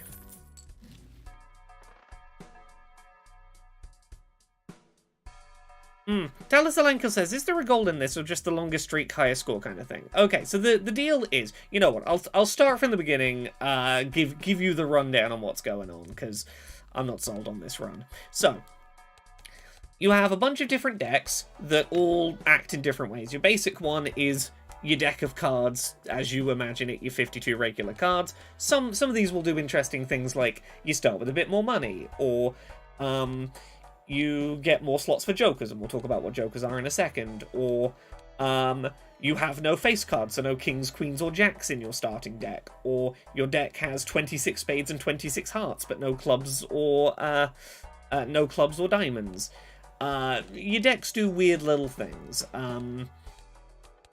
You know what? I'm just gonna do for fun my favorite deck, checkered deck, which is the 26 spades, 26 hearts, and we'll do it on the basic difficulty so that I can look cool and powerful for a minute. You are trying to get through 8 rounds, each of which consists of three blinds to be played. The number of points you got to score goes up and up and up every time, and you're trying to get to the boss, like the third hand, on the 8th level, by building a deck of cards that does very weird things. So, start of the game, it plays fairly like regular poker. Now, obviously not quite like regular poker, because I have no clubs or diamonds in this deck, for example, but I'm still trying to score poker hands. So, like, a flush is 5 cards of the same suit. I scored a flush. That is worth a certain number of chips and a certain multiplier, and times them together, I got 300, I cleared the round. This is when you start looking at jokers. Jokers, you've got 5 slots for them up the top. They are modifiers that will do weird things to how you point score. This misprint, it'll give you a multiplier, but that number keeps changing. It's random how big the multiplier will be. There's planet cards like this, which level up a particular hand, so if I know I'm going to be playing loads of flushes, which I clearly am with this deck that's only got 2 suits in it, it's very easy to do flushes. I buy this, it's worth more multiplier and more chips when I do flush now, because that's what that planet card was for. Arcanas will do things to your deck like delete cards, add special modifiers to them, turn them into different kinds of cards, multiply cards. It lets you play around with your deck. And then you're done at the shop, you go to the next round. I need 450 points. I'm going for all flushes because I can feel very powerful doing that. I'll just play my 5 red cards. Cool, I got 456 points in a single hand. Plus 10 multiplier if your hand contains a flush. That's great for me. I'm playing a lot of flushes.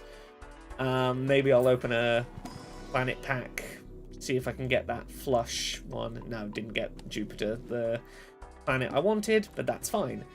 And you're basically trying to get to the end of... this is my first boss, so this would be the 3rd hand in an ante.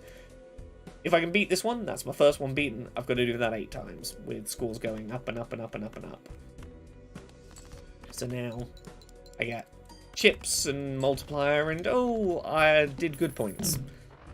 Hopefully I've explained that well, and it all sort of makes sense. Ooh, negatives. This card is negative. When you have a negative card, it doesn't take up a slot in your row of jokers, so I might as well have this one. If I have no discards left, I get plus 15 modifier, and it doesn't take up one of my 5 joker slots. In essence, I now have 6 joker slots.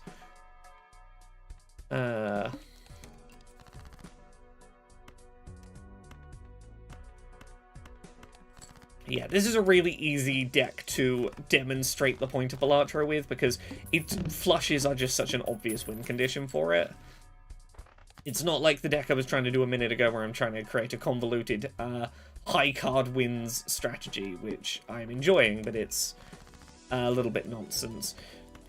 But yeah, right now, just doing flushes is, like, this is the easiest difficulty, and I have some good modifiers. This is enough for me to keep point scoring, but I'm gonna need to exponentially raise my score, and that's where it's gonna get a little funky. Oh, Jupiter again. Oh well. Save the cash.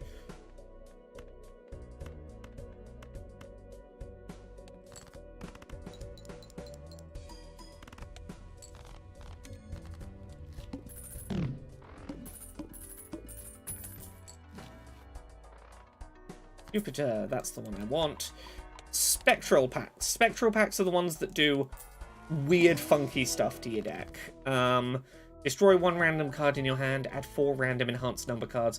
I don't want that because they might not be spades or hearts. I don't want random enhanced aces. Converts all cards in your hand to a single rank. Wouldn't be the worst thing.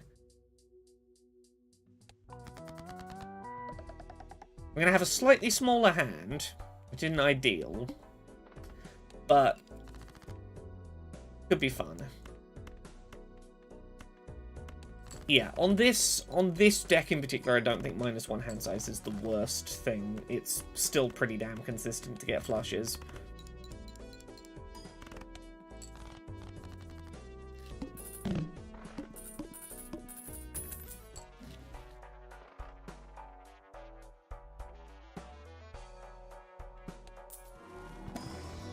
Okay, ooh, level up every poker hand. Hell yeah, black hole is great.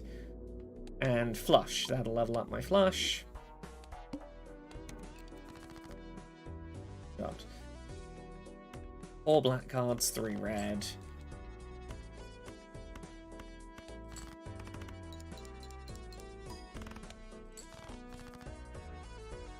Yeah, as you can see, flushes are already, like, diminishing in value. I'm no longer, like, play a single hand and I automatically win around. It's taking me at least 2 hands now to win, so I want something to increase the ways I'm scoring points. What that will be, I don't know, but we'll... hearts give me +4 multiplier when scored. That's great. That means I'm going to focus on scoring hearts where I can rather than spades. Because I will now get +4 multiplier for each heart, plus another 10 for it being a flush, plus 15 if I've got no discards left. Like, if I really wanted to bump my score, I could deliberately discard a few times to get myself into a position to get that plus 15 bonus, but I don't think that's needed.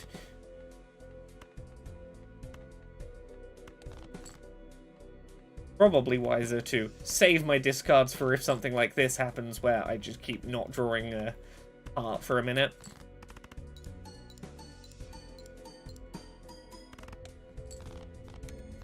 There we go, 12,000 off a single hand.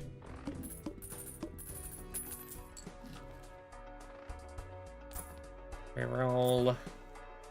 Copies the ability of the Joker to the right. That's perfect. I will always go for this blueprint whenever it comes up, because it's basically a second of whatever your best Joker is. Which, for now, is going to be this one, probably.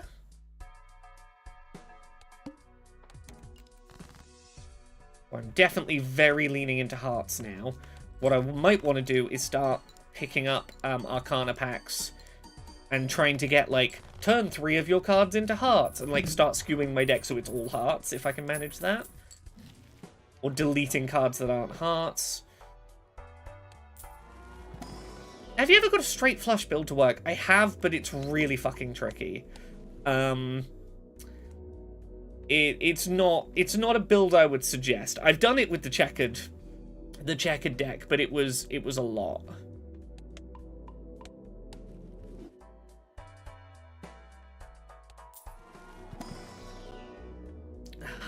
No Jupiter. Give me the Jupiter.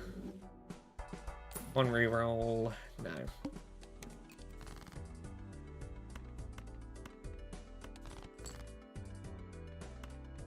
Yeah, so what I want now is I want specifically hearts. I'm going to start turning my spades into hearts whenever I get a chance. Because hearts are my big point scorer. 10,000 on a single hand. Great.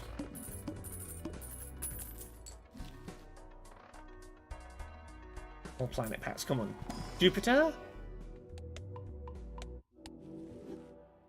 You're never going to give me Jupiter, are you?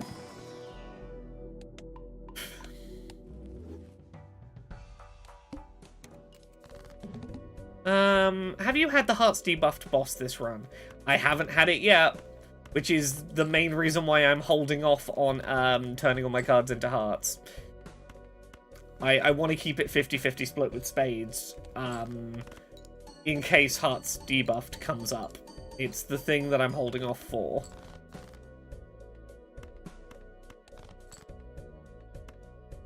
Okay, just about.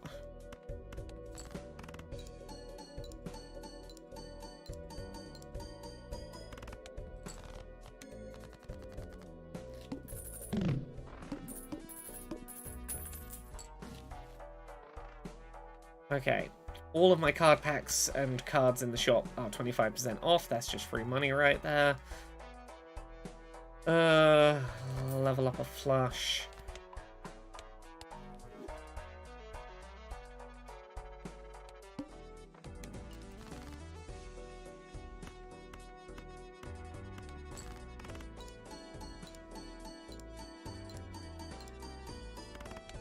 That plus 10's really not the most important thing in the world anymore to me right now. This plus 10 when you play a flush. Like, I could probably replace it if the right thing comes up. 3 times multiplier on the final hand of the round, that's a good safety net. If I haven't made a high enough score by the final hand, the final hand will be worth triple.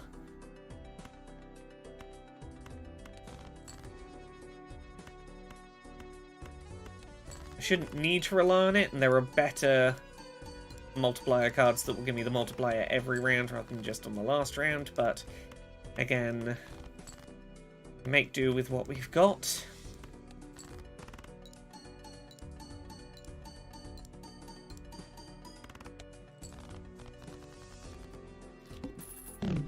Okay, what's the boss blind gonna be? I keep just sort of playing pretty speedy and not paying attention to what my upcoming bosses are. Level up Jupiter again.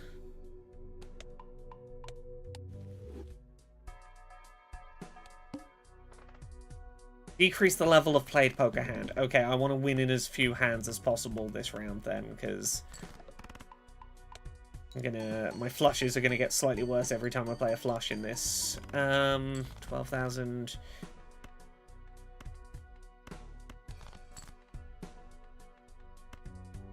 Just to make sure that we win, I'm gonna use up all my discards.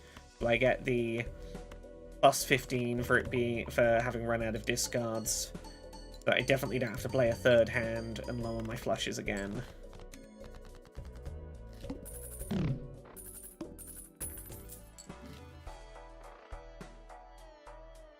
Doubles my money. Yep, that's free. Come on, turn stuff to hearts or delete stuff. No, but I can make hearts better. I'll make these hearts into +4s.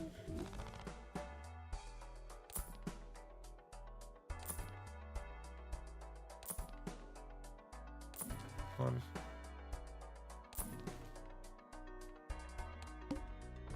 Still nothing good. I know I probably should buy the reroll voucher. I just don't buy it often. I know it's basically free money at a certain point, but yeah. I'll grab it at some point.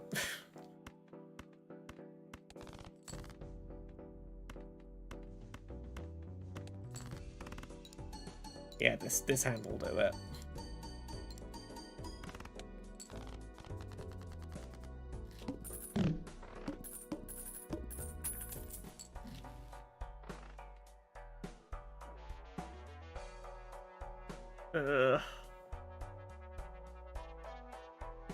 Yeah, just so we don't screw ourselves over.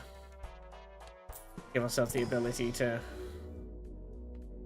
opt out of the boss blind if it's a real ball ache for us.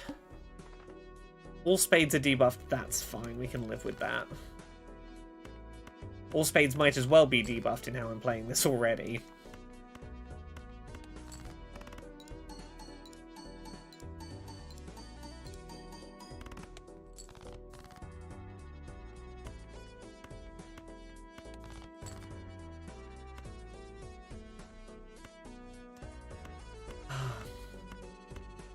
I'm gonna need that last hand of the last hand tripled bonus, I think, to get through this.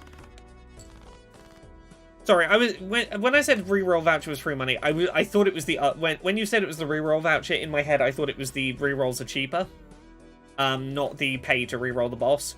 In which case, the cheaper rerolls pays for itself pretty fast. If you reroll like 5 times, you've paid for the cheaper rerolls voucher. If you see what I mean.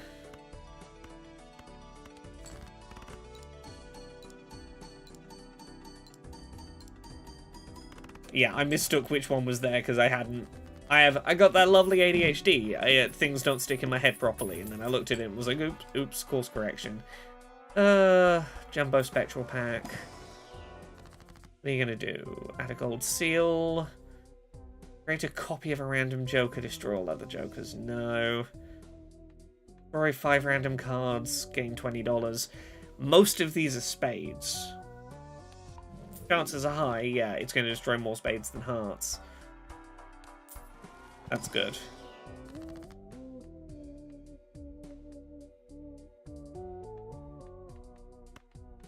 Okay, make that into a glass card, get us some bonus points. Ooh.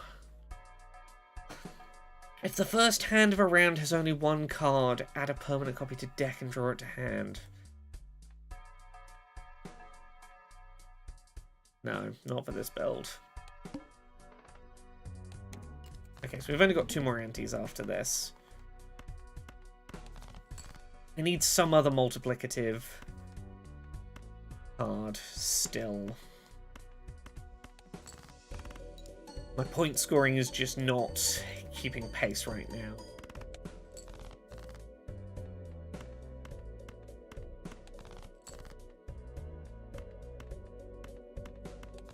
Ah, fuck.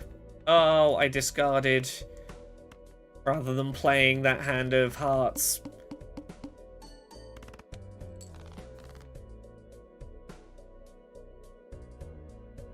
Yeah, I think I might have to move the blueprint to the acrobat for the final hand of this. You know, I think the smartest way to do this is just play another bad hand. I guarantee I still have enough red cards, and hope that tripling this score will be enough to, or tripling it an additional time. Oh, that was the way to save us.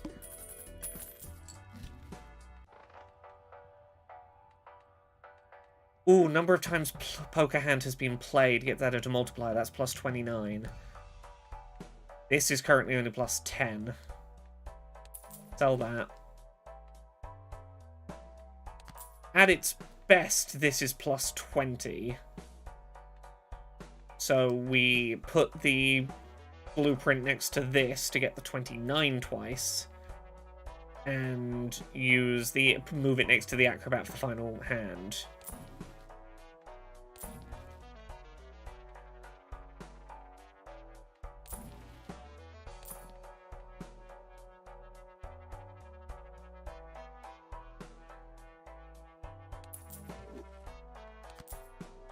One in 4 chance to upgrade level of played poker hand every time you play it. Let's go for it.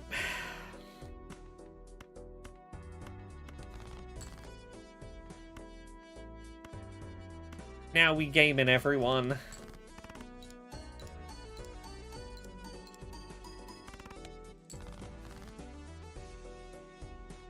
Okay, we're up to 15,000 per hand. That's better. Yeah, I need a multiplicative joker that is always active rather than only being active on the final hand of the round.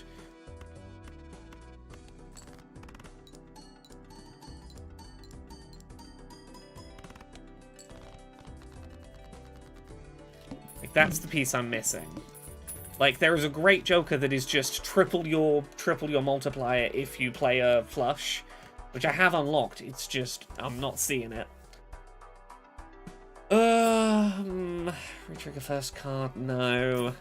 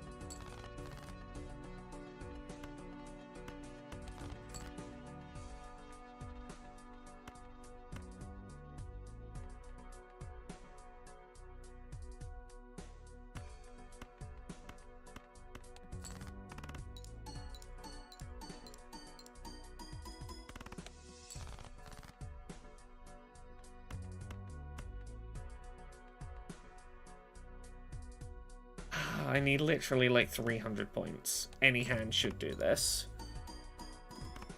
Oh, Jasper exists. That's a good point. Yeah, it's gonna do it. It's 2 times the multiplier, not adding 2 onto the multiplier, which means I should put it at the end of order of operations. 100 chips. Oh, let's get rid of the Space Joker. 1 in 3 chance for a played Hearts card to double my multiplier when scored. I'm going to put this in the penultimate slot for now. I'm playing so many hearts anyway. It's going to be random chance, but it could really help us out. You can only play 1 hand type this round. Well, it's going to be flushes.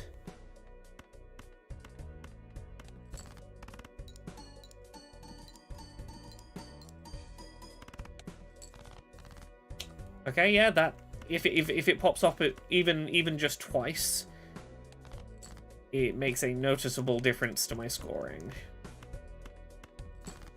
On average, it should pop off once per flush. Popped off 3 times there. Great. Okay, ante 8. We're on the final ante. Reroll boss blind unlimited times, $10 per roll. Ooh. Fuck it. Not gonna say no to that.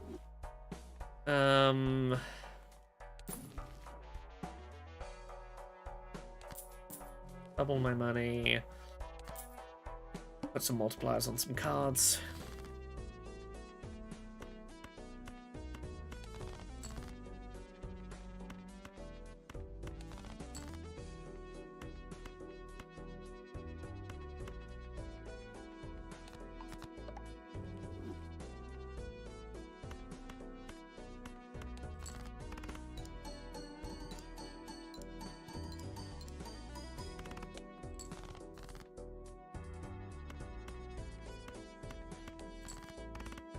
So not my most elegant win, but I think we might win this run. I mean, it's on the easiest difficulty. It's not going to be the biggest surprise in the world if I clear it, but it's still nice. Ooh. I don't want to let you sit there eating my jokers, but it would be fucking funny to let you do it.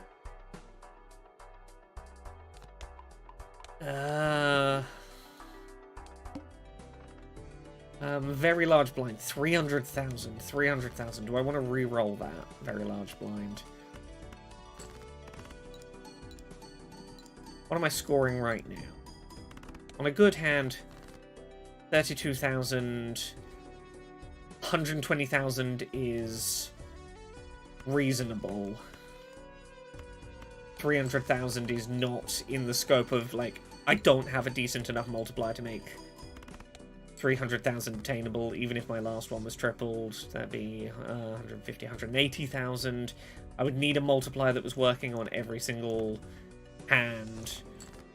I should re-roll the boss blind. I don't know if I'll get past the boss blind on this, but we'll see.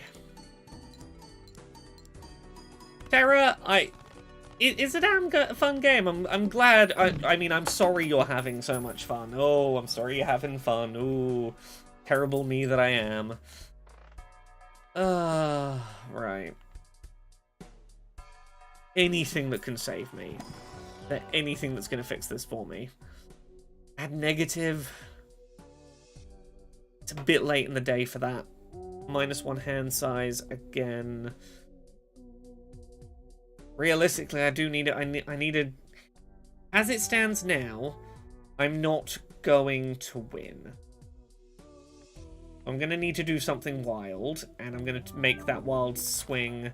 Give me another negative joker. That means I have space for one more joker in my hand.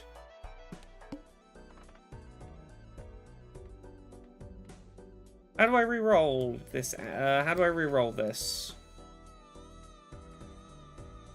I've never actually done the re-roll the boss blind. How do I re-roll the boss blind? Have I missed my chance? Oh, there it is. Top left.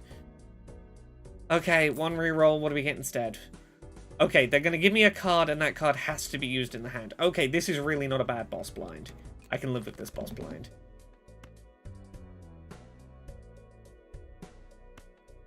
I'm going to have to discard. We're going to be at 100,000. That's very doable if all 4 of these hands score.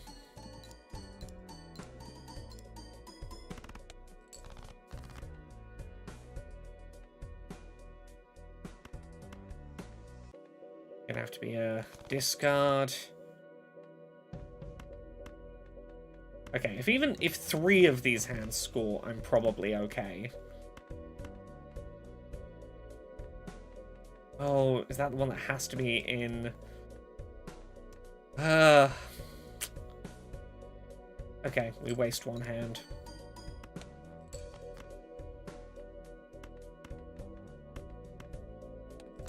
I have to hope that the last hand is a scoreable one. Or not. No, okay. Okay, we played it out well. And if you want, you can then keep going past the 8 just for shits and giggles.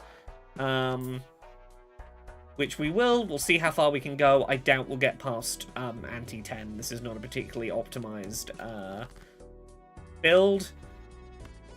But this is just for bragging rights at this point to see how far you can go before it all comes tumbling down.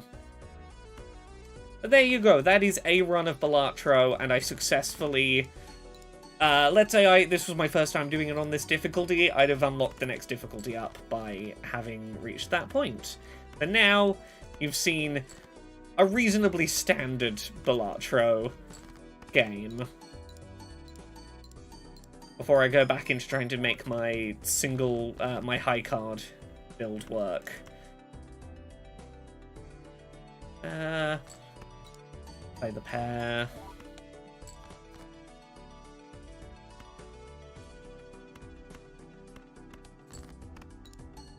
That's alright. It's a weird game to look at and to understand what is happening. There we go. We lost, but we just about made it.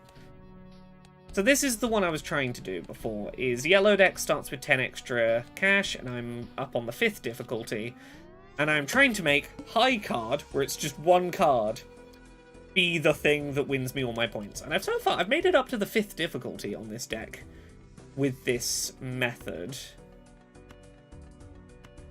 We don't start doing it. We don't do it until we have something to support it in the first couple of shops.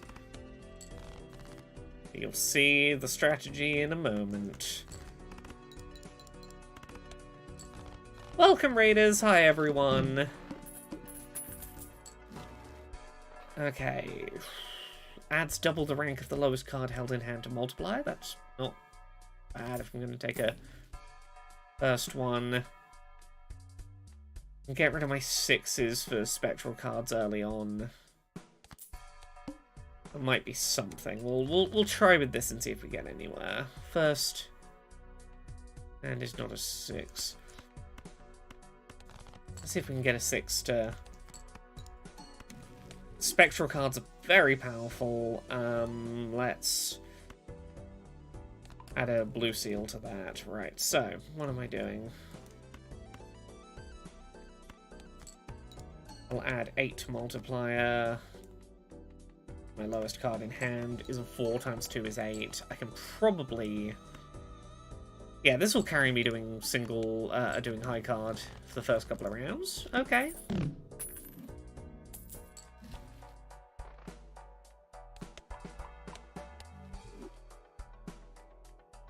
You know what? This is not the worst way to start a high card run.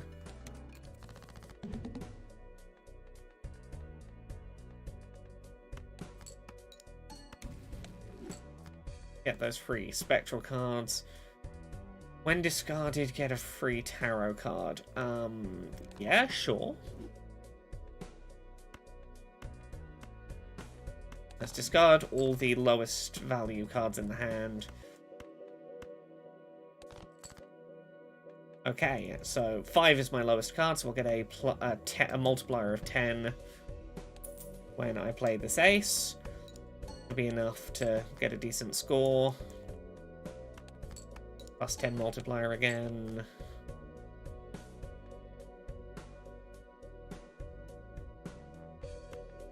We'll do a 2 pair just to be safe.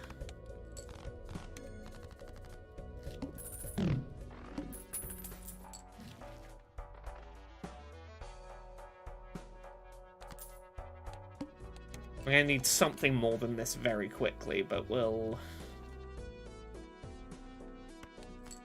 play just a 6, get a spectral card.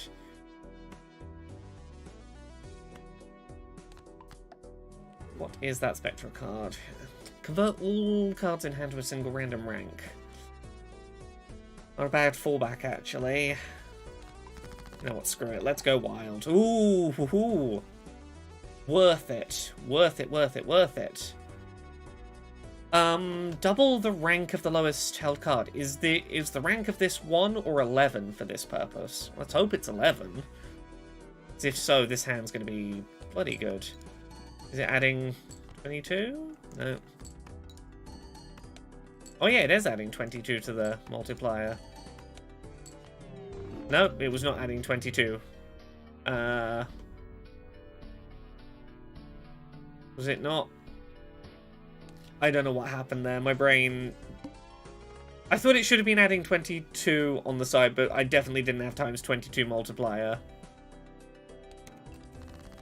I should have paid more attention to what was happening. I was like, I think I know how this works, and apparently I did not know how that worked. It's fine. Give it another go. We've got all day, and we're going to be great.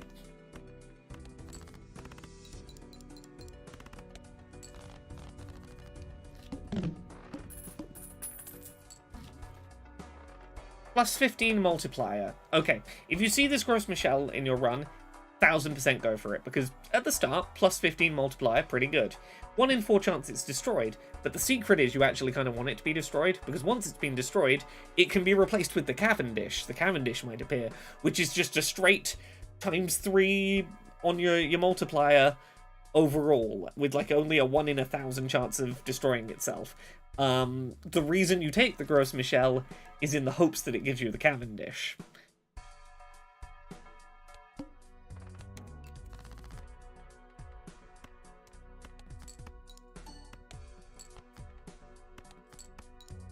Yeah, this will carry us for a minute doing high card.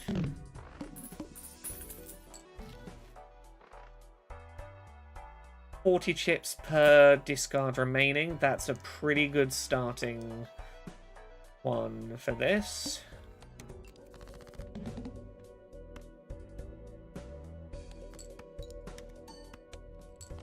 Yeah, single high card won us the whole round. Just one card played. This is what I'm trying for.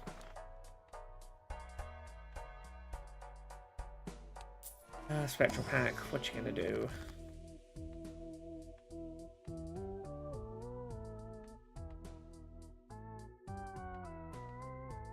Turn all of these to a single random suit. Sure, I now have more clubs than anything else. That's something I can work towards.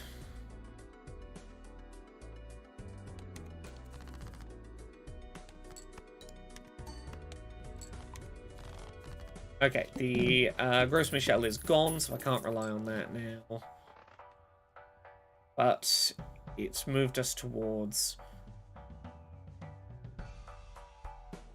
Ooh, I am intrigued by Metaphor Refantasio. Yeah, and Cal, I thought aces were always high, but I don't know why that hand I had with all the aces didn't do what I expected it to do. I should have slowed it down and paid attention to what the numbers were doing, but oh well.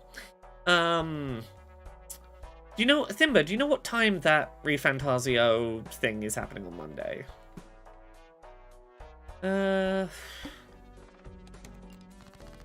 Okay, right now, I'm just gonna have to do... like 2 pair with this is gonna get me 244.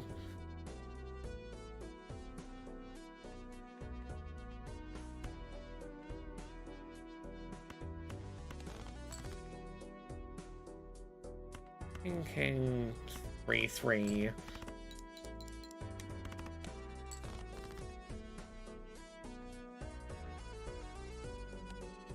Oh, I'm just gonna scrap this run.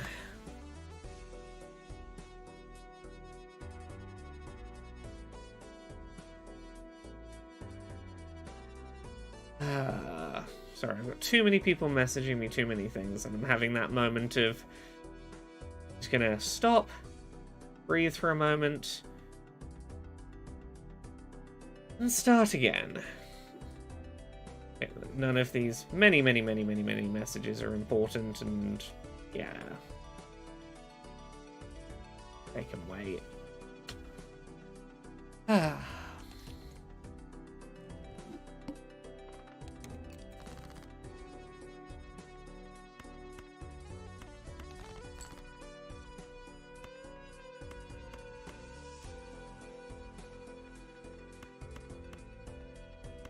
Probably get me in one, and yeah.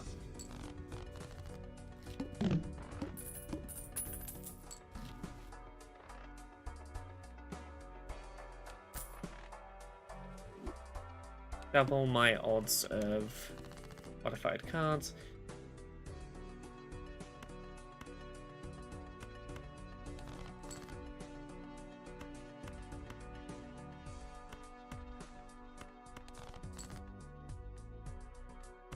And 10, ace will get me like a little over 380, 360.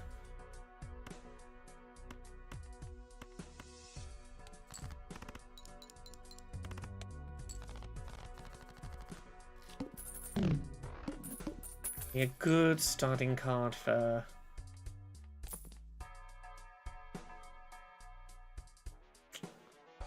No, it's not giving me anything to start this as a high card run.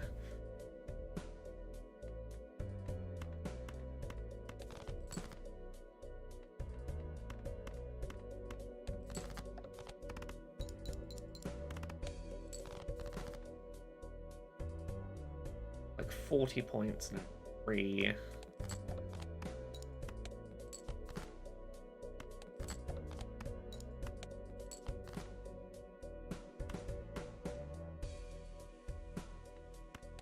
I can high card. Get that number of high cards played up just in case this starts coming together. There are discards remaining. It's not a great condition to get this started with, but we use all our discards real early. Amcast says, I find high card runs easier to pivot into rather than going for it right at the start. You're not wrong.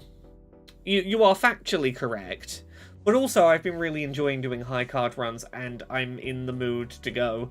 I know it's not statistically good to try and go for it right from the start, but I'm enjoying trying to do it. So, you know, I'm playing my own little suboptimal way, and this is why I've been kind of nervous about streaming Balatro, because I know there are going to be people who are like, who will have opinions about my playstyle. I'm like, I'm having fun. I'm having fun going for my weird suboptimal things.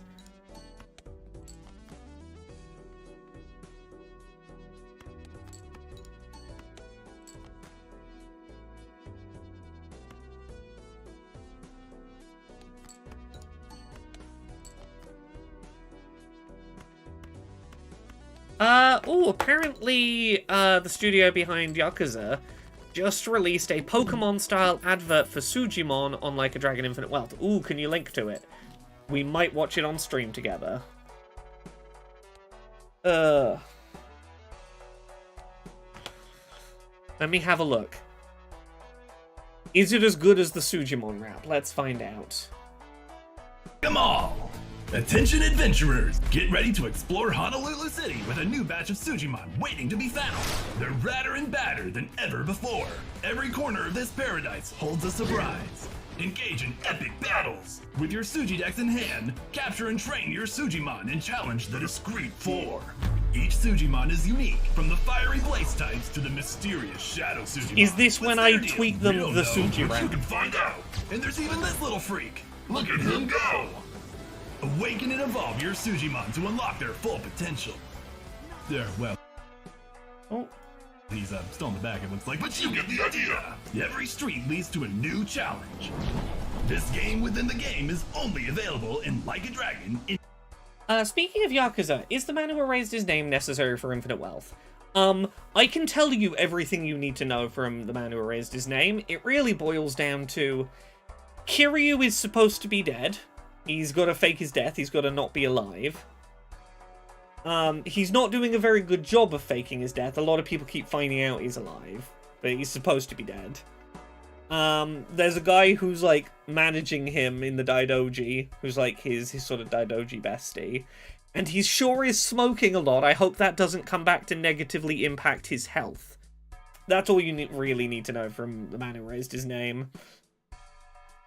Right, let me send them the Suji rap.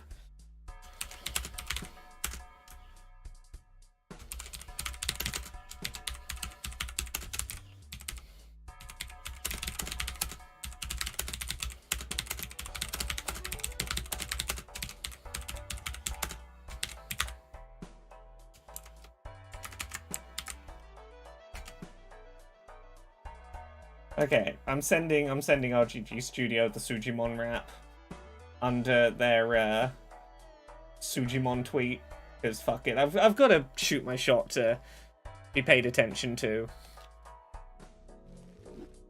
Come on, Yakuza devs, notice my terrible instinct for creativity. Notice the trash I have created and be proud of me.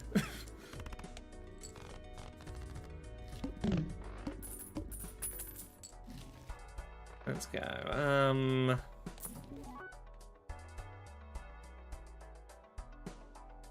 If it wasn't an Eternal Joker, I would.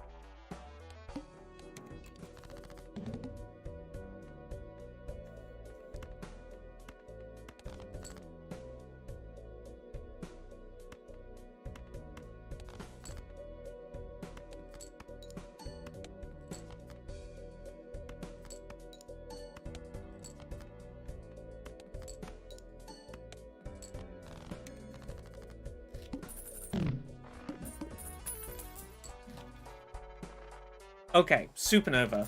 This is what we need. Number of times a poker hand has been played added to the multiplier. This means we can basically get a high card run going. What I will do here is basically just scrap my discards. Oh, that's actually pretty perfect, so I can... 300...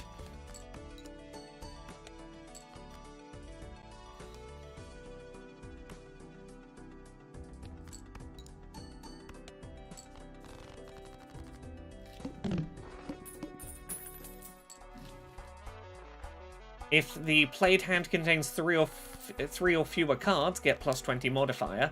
Perfect. Here we go. This is a good start.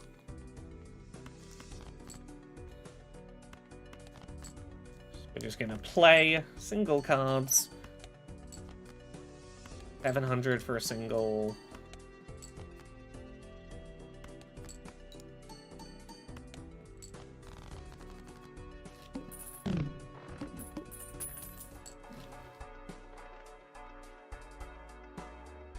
Raise the cap on interest. Long term, we need that economy.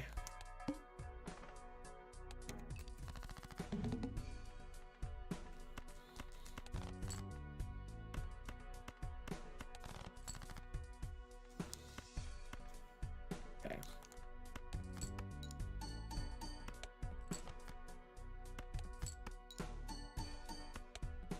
$720 again. Yeah, third hand will do it. Now I am cooking with things that help me cook. Yes, indeed, Terra.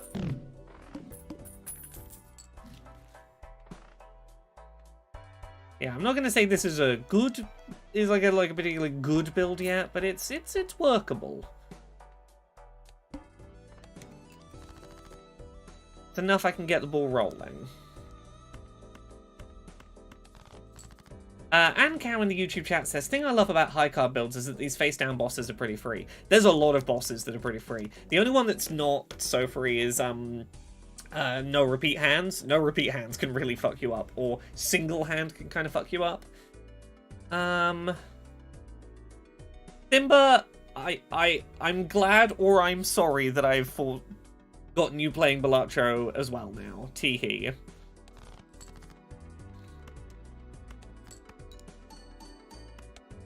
So 800.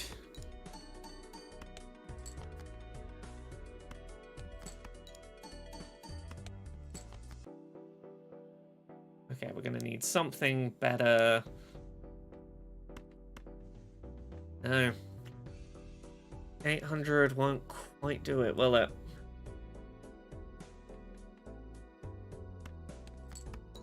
I really needed the chip boost before now. Yeah. Let's give this one more try. One more try.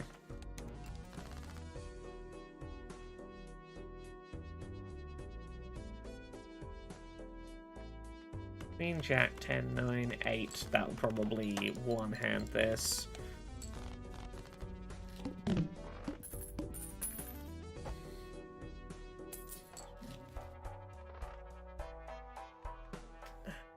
Oh, permanent one discard. Not the most important thing, but I'm not going to say no to it. Queen, Jack, 10, 9, 8.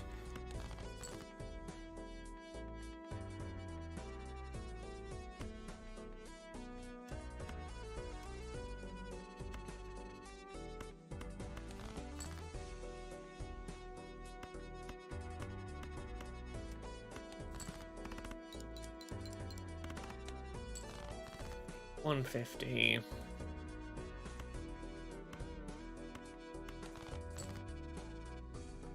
Okay, do a single, and then the full house to clear it.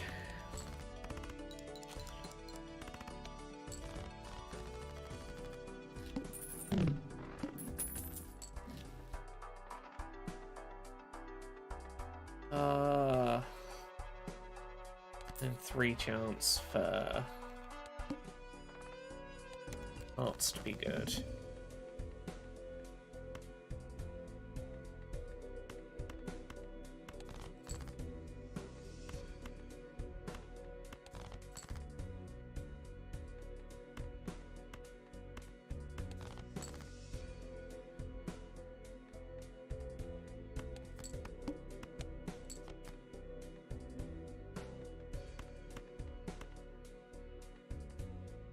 Well, just 4 of them.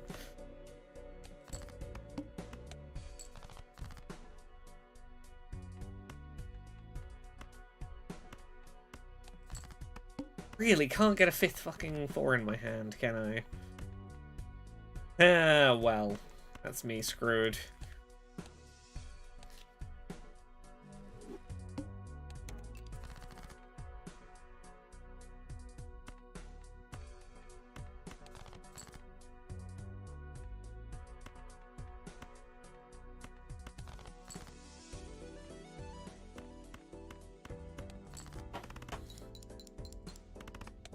It's a real hypnotic game, this. It's real easy to just hours of vanish, and you're like, oops, there we go.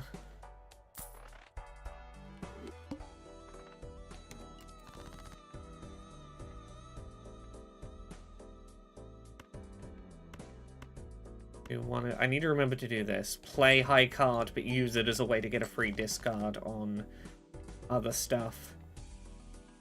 Dig. Or the thing I'm actually trying to see.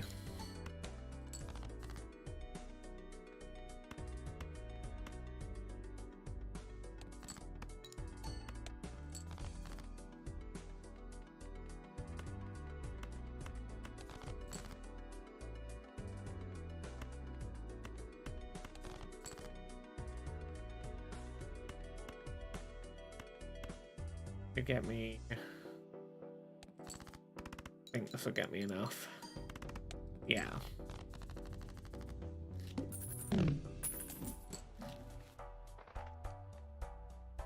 Re-trigger first card played is pretty vital. What we're going for here. So if I just play a 125. Quite gonna be enough yet, but we're climbing.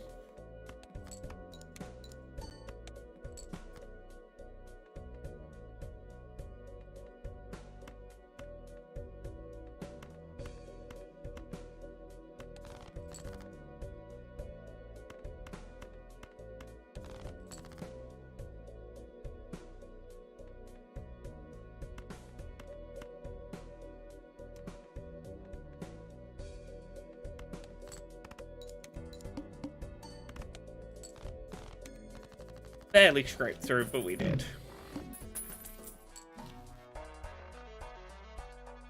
Oh, ×3 mult if you have at least 16 enhanced cards in your deck. We want to start putting stone cards everywhere in our deck as soon as we get a chance. Negative on a Joker would be really nice. I'll take the -1 hand size. It'll come around. What I want is that Joker that every time I start a blind, it just gives me a stone card. That would be great right now.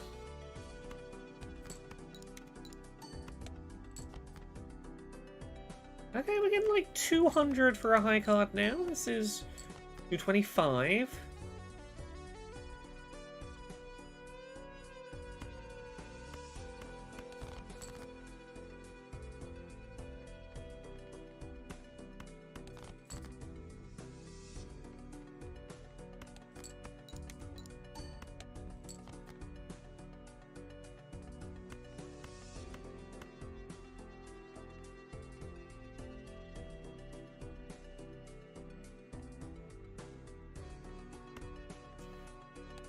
Adding 9 multipliers.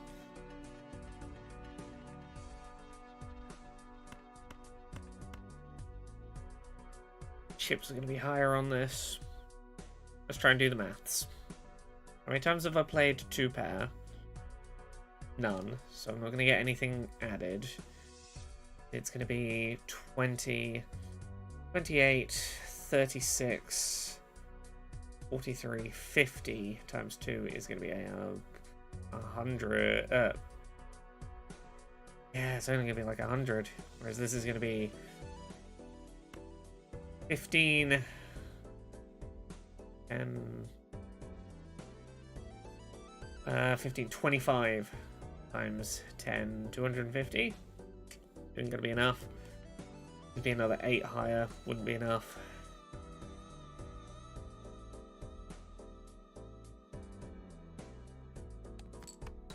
Yeah, I'm going to be like 100 short. Or 50 short.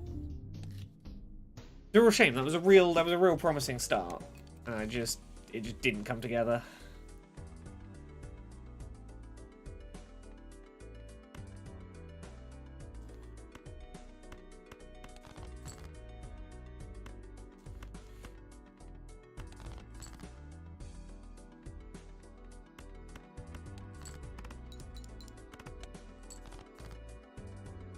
Poker Night at the Inventory was a surprisingly fun game, even though it was basically just poker. Like, I have a soft spot for Poker Night at the Inventory.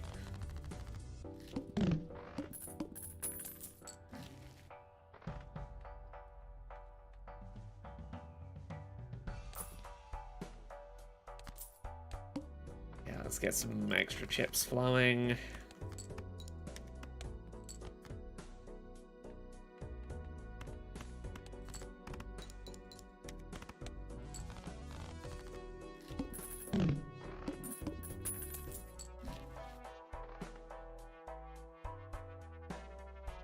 Oh, both of these are really good. ×3 multiplier if the hand has already been played this round, and ×3 multiplier again because of the Joker stencil. If I can get something with a decent initial multiplier, this is really good.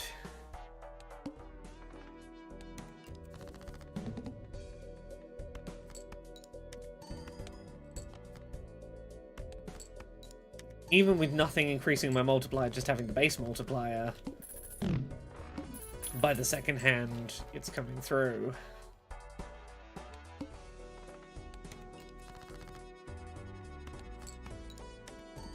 Yeah, first hand is about 300.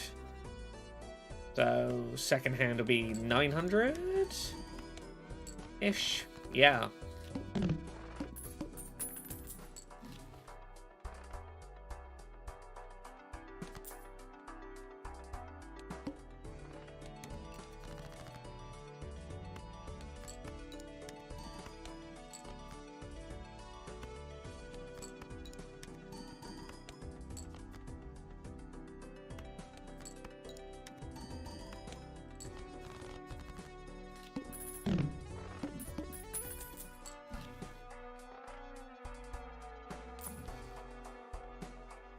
Come on, get me the 1.5 times polychrome. One of my jokers, please. What did we get? Plus 10 multiplier. Plus 10 multiplier is pretty good because that'll triple and triple. That'd be like 90 multiplier on the second played card. That's pretty good going for us. You know what? Let's make this into a steel card to get the bonus.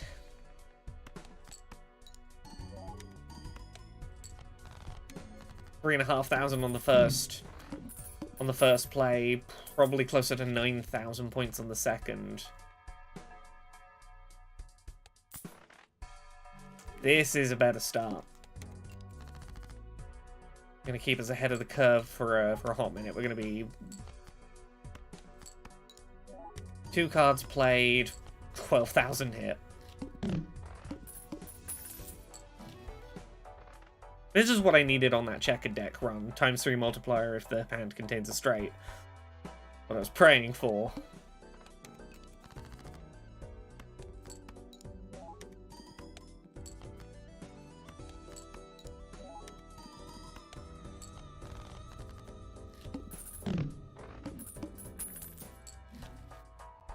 And there's the supernova. That's really all we needed to make this start popping off. This feels really promising. This feels like it might be the one. And there's nothing that's contingent on specific card types right now, so we can just play one of anything and... yeah, 20,000 easy. Without even knowing what it is I play.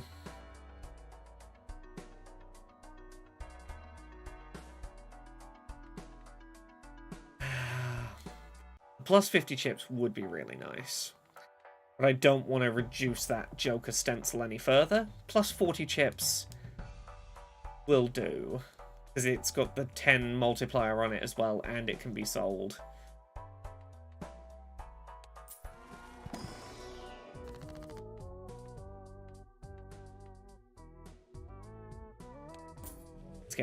Let's get more cash.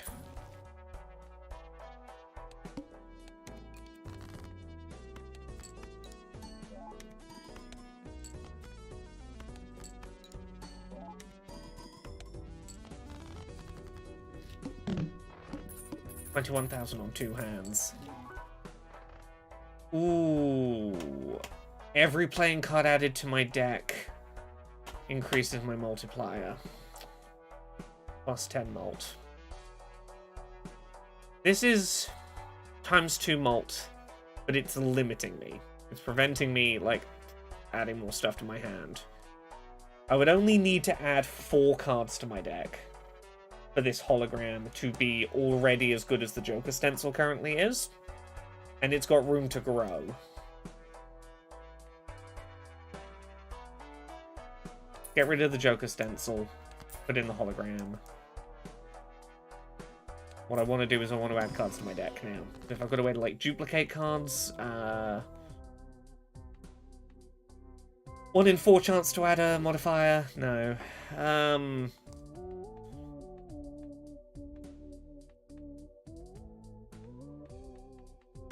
You can be a lucky card, I guess.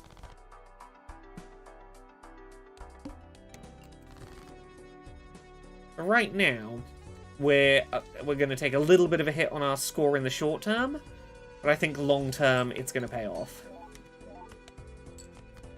Yeah, so we can make like 9,000 on this second hand. We'll have to play a third card just about to cross the threshold, but come on, I need just regular playing card packs.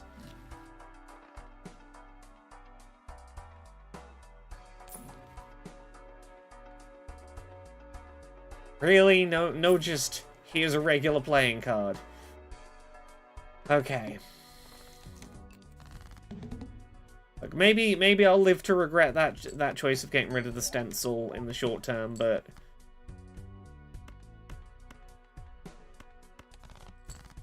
I think it was the better long-term game plan. Was to commit all in on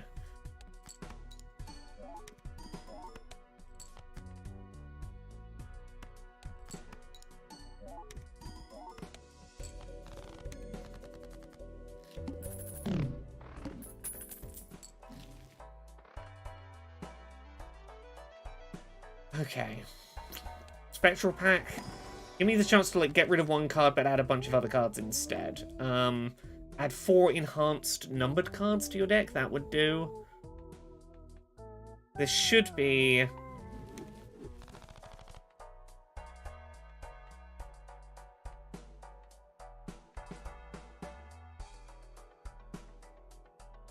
yeah.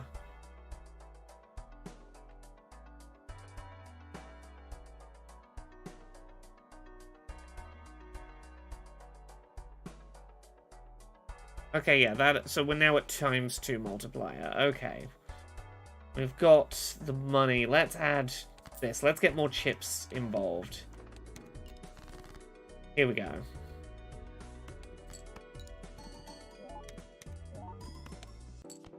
$17,000 on the first play. 52,000 on the second card. This is what I was trying to set up. This took a couple of runs to do, but you see the game plan now.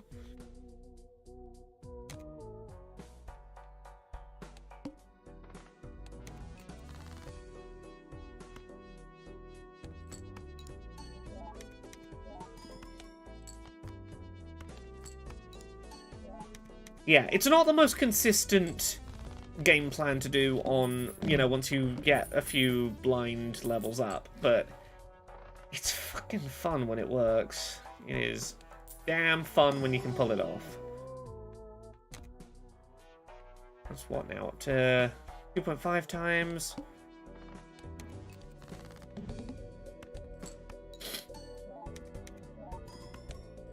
24,000 on the first play.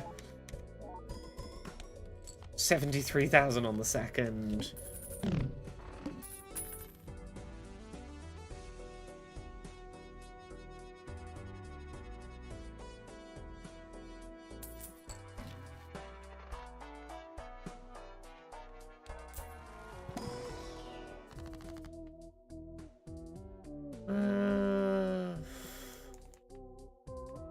Create a stone card.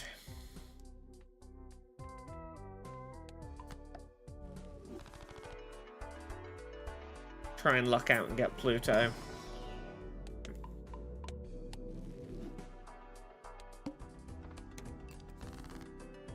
Feels like this one's going to be a pretty free win at this point.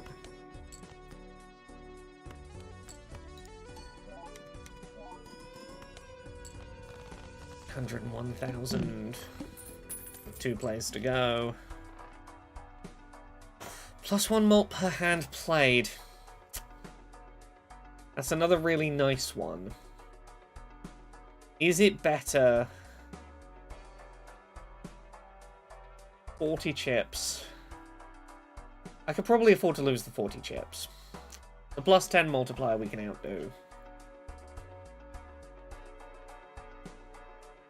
I think we sell this. We buy the green Joker. That it might not be the best decision, but I think it's the right way to go. I think it'll pay off.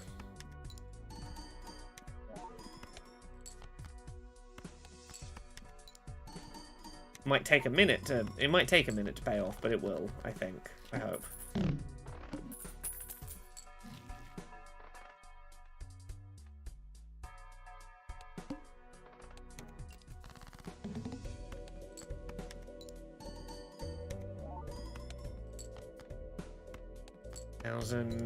Maybe 45,000 here. Yeah, in the short term, we've definitely taken a bit of a hit, but... Oh, I forgot I'm not supposed to discard now, or that green one goes down. It's fine. What's it on now? +4. We'll see. Once we get to +10, +11, see whether it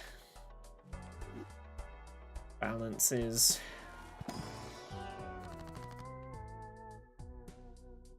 Three enhanced face cards. What are you up to now? 3.25. Oh.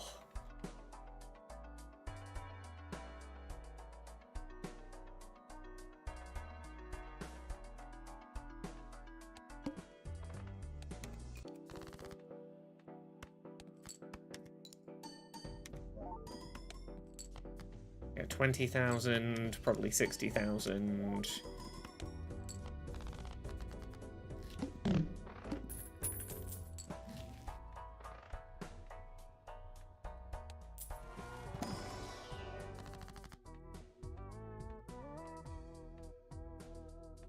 Make another steel card.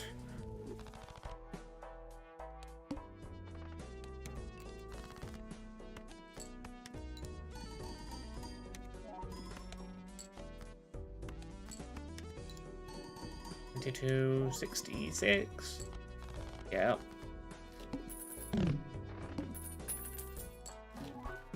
Ooh, Gross Michelle. Oh, there's nothing that's worth getting rid of for it. I really want the Cavendish, but I'm not trashing anything to get the Gross Michelle.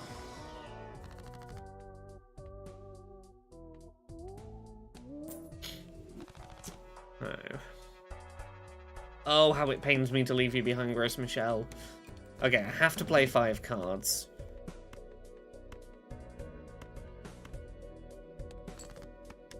Yeah, that's high card. Gotta be very careful to make these 5 cards be high card.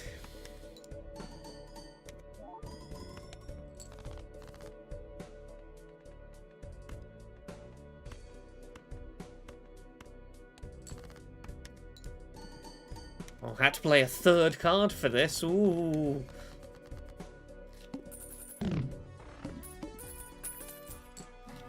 curve is just about catching back up to us. Pluto. Finally leveled up Pluto at least once.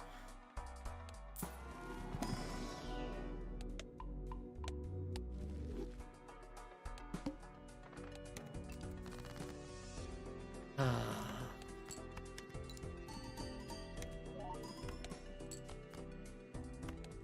30,000. Probably 90,000-ish, yeah.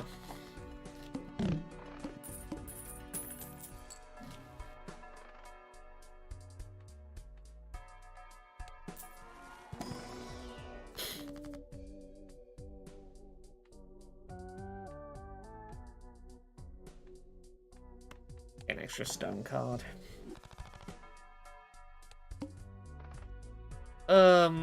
We're gonna need 180,000 on the last one. One random joker disabled every hand. Ugh. Okay.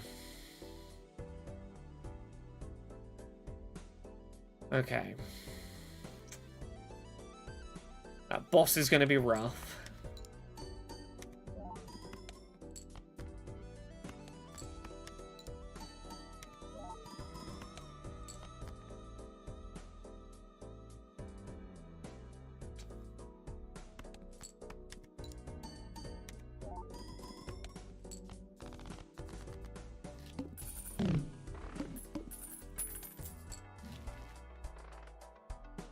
I need some kind of ace up my sleeve.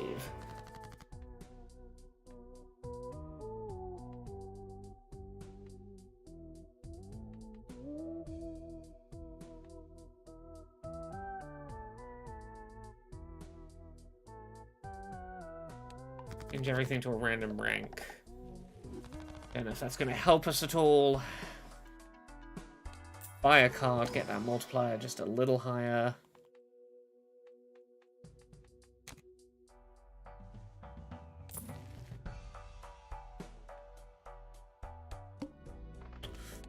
It's time. Can I do the boss? Well...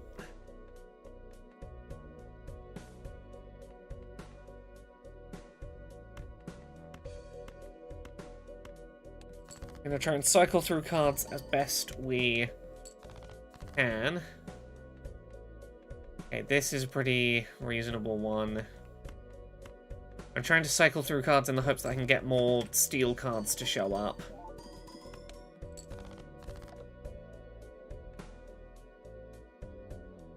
Oh, God.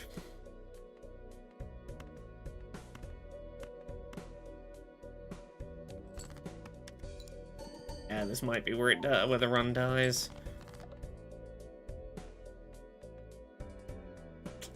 This might not be the worst one, actually. This might be where we make the bulk of our points. Oh, no, don't want the pair.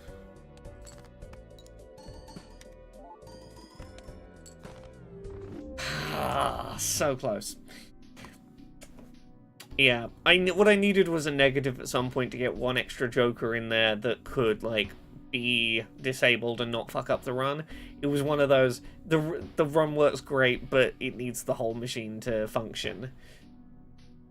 Ah, but that was real close to a blue stake high card run, which would have is the highest difficulty. That's the best I've done on trying to do high stake, high card for blue stake on this deck.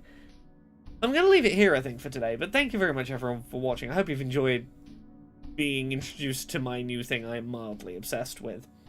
I don't know if I'll be doing a stream on Monday, because I will be at GA Conf in London, but UK time zones from, like, 10 a.m. to 5 p.m.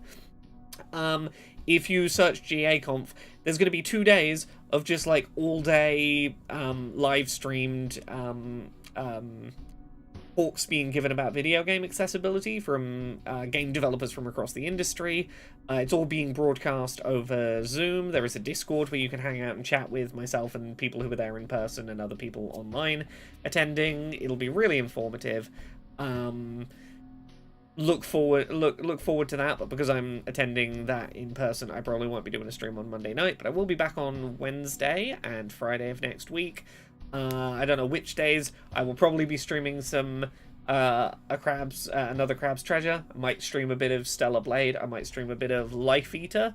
I'm gonna be hopping around stuff. Thank you very much for watching. I hope you've all enjoyed. I will be back with more streams next week. And a bunch of accessibility episodes. There's 2 different accessibility reviews going up next week. And a little intro episode 0 for a new video podcast I'm doing with someone. They'll be going up next week. Thank you very much, everyone, for watching.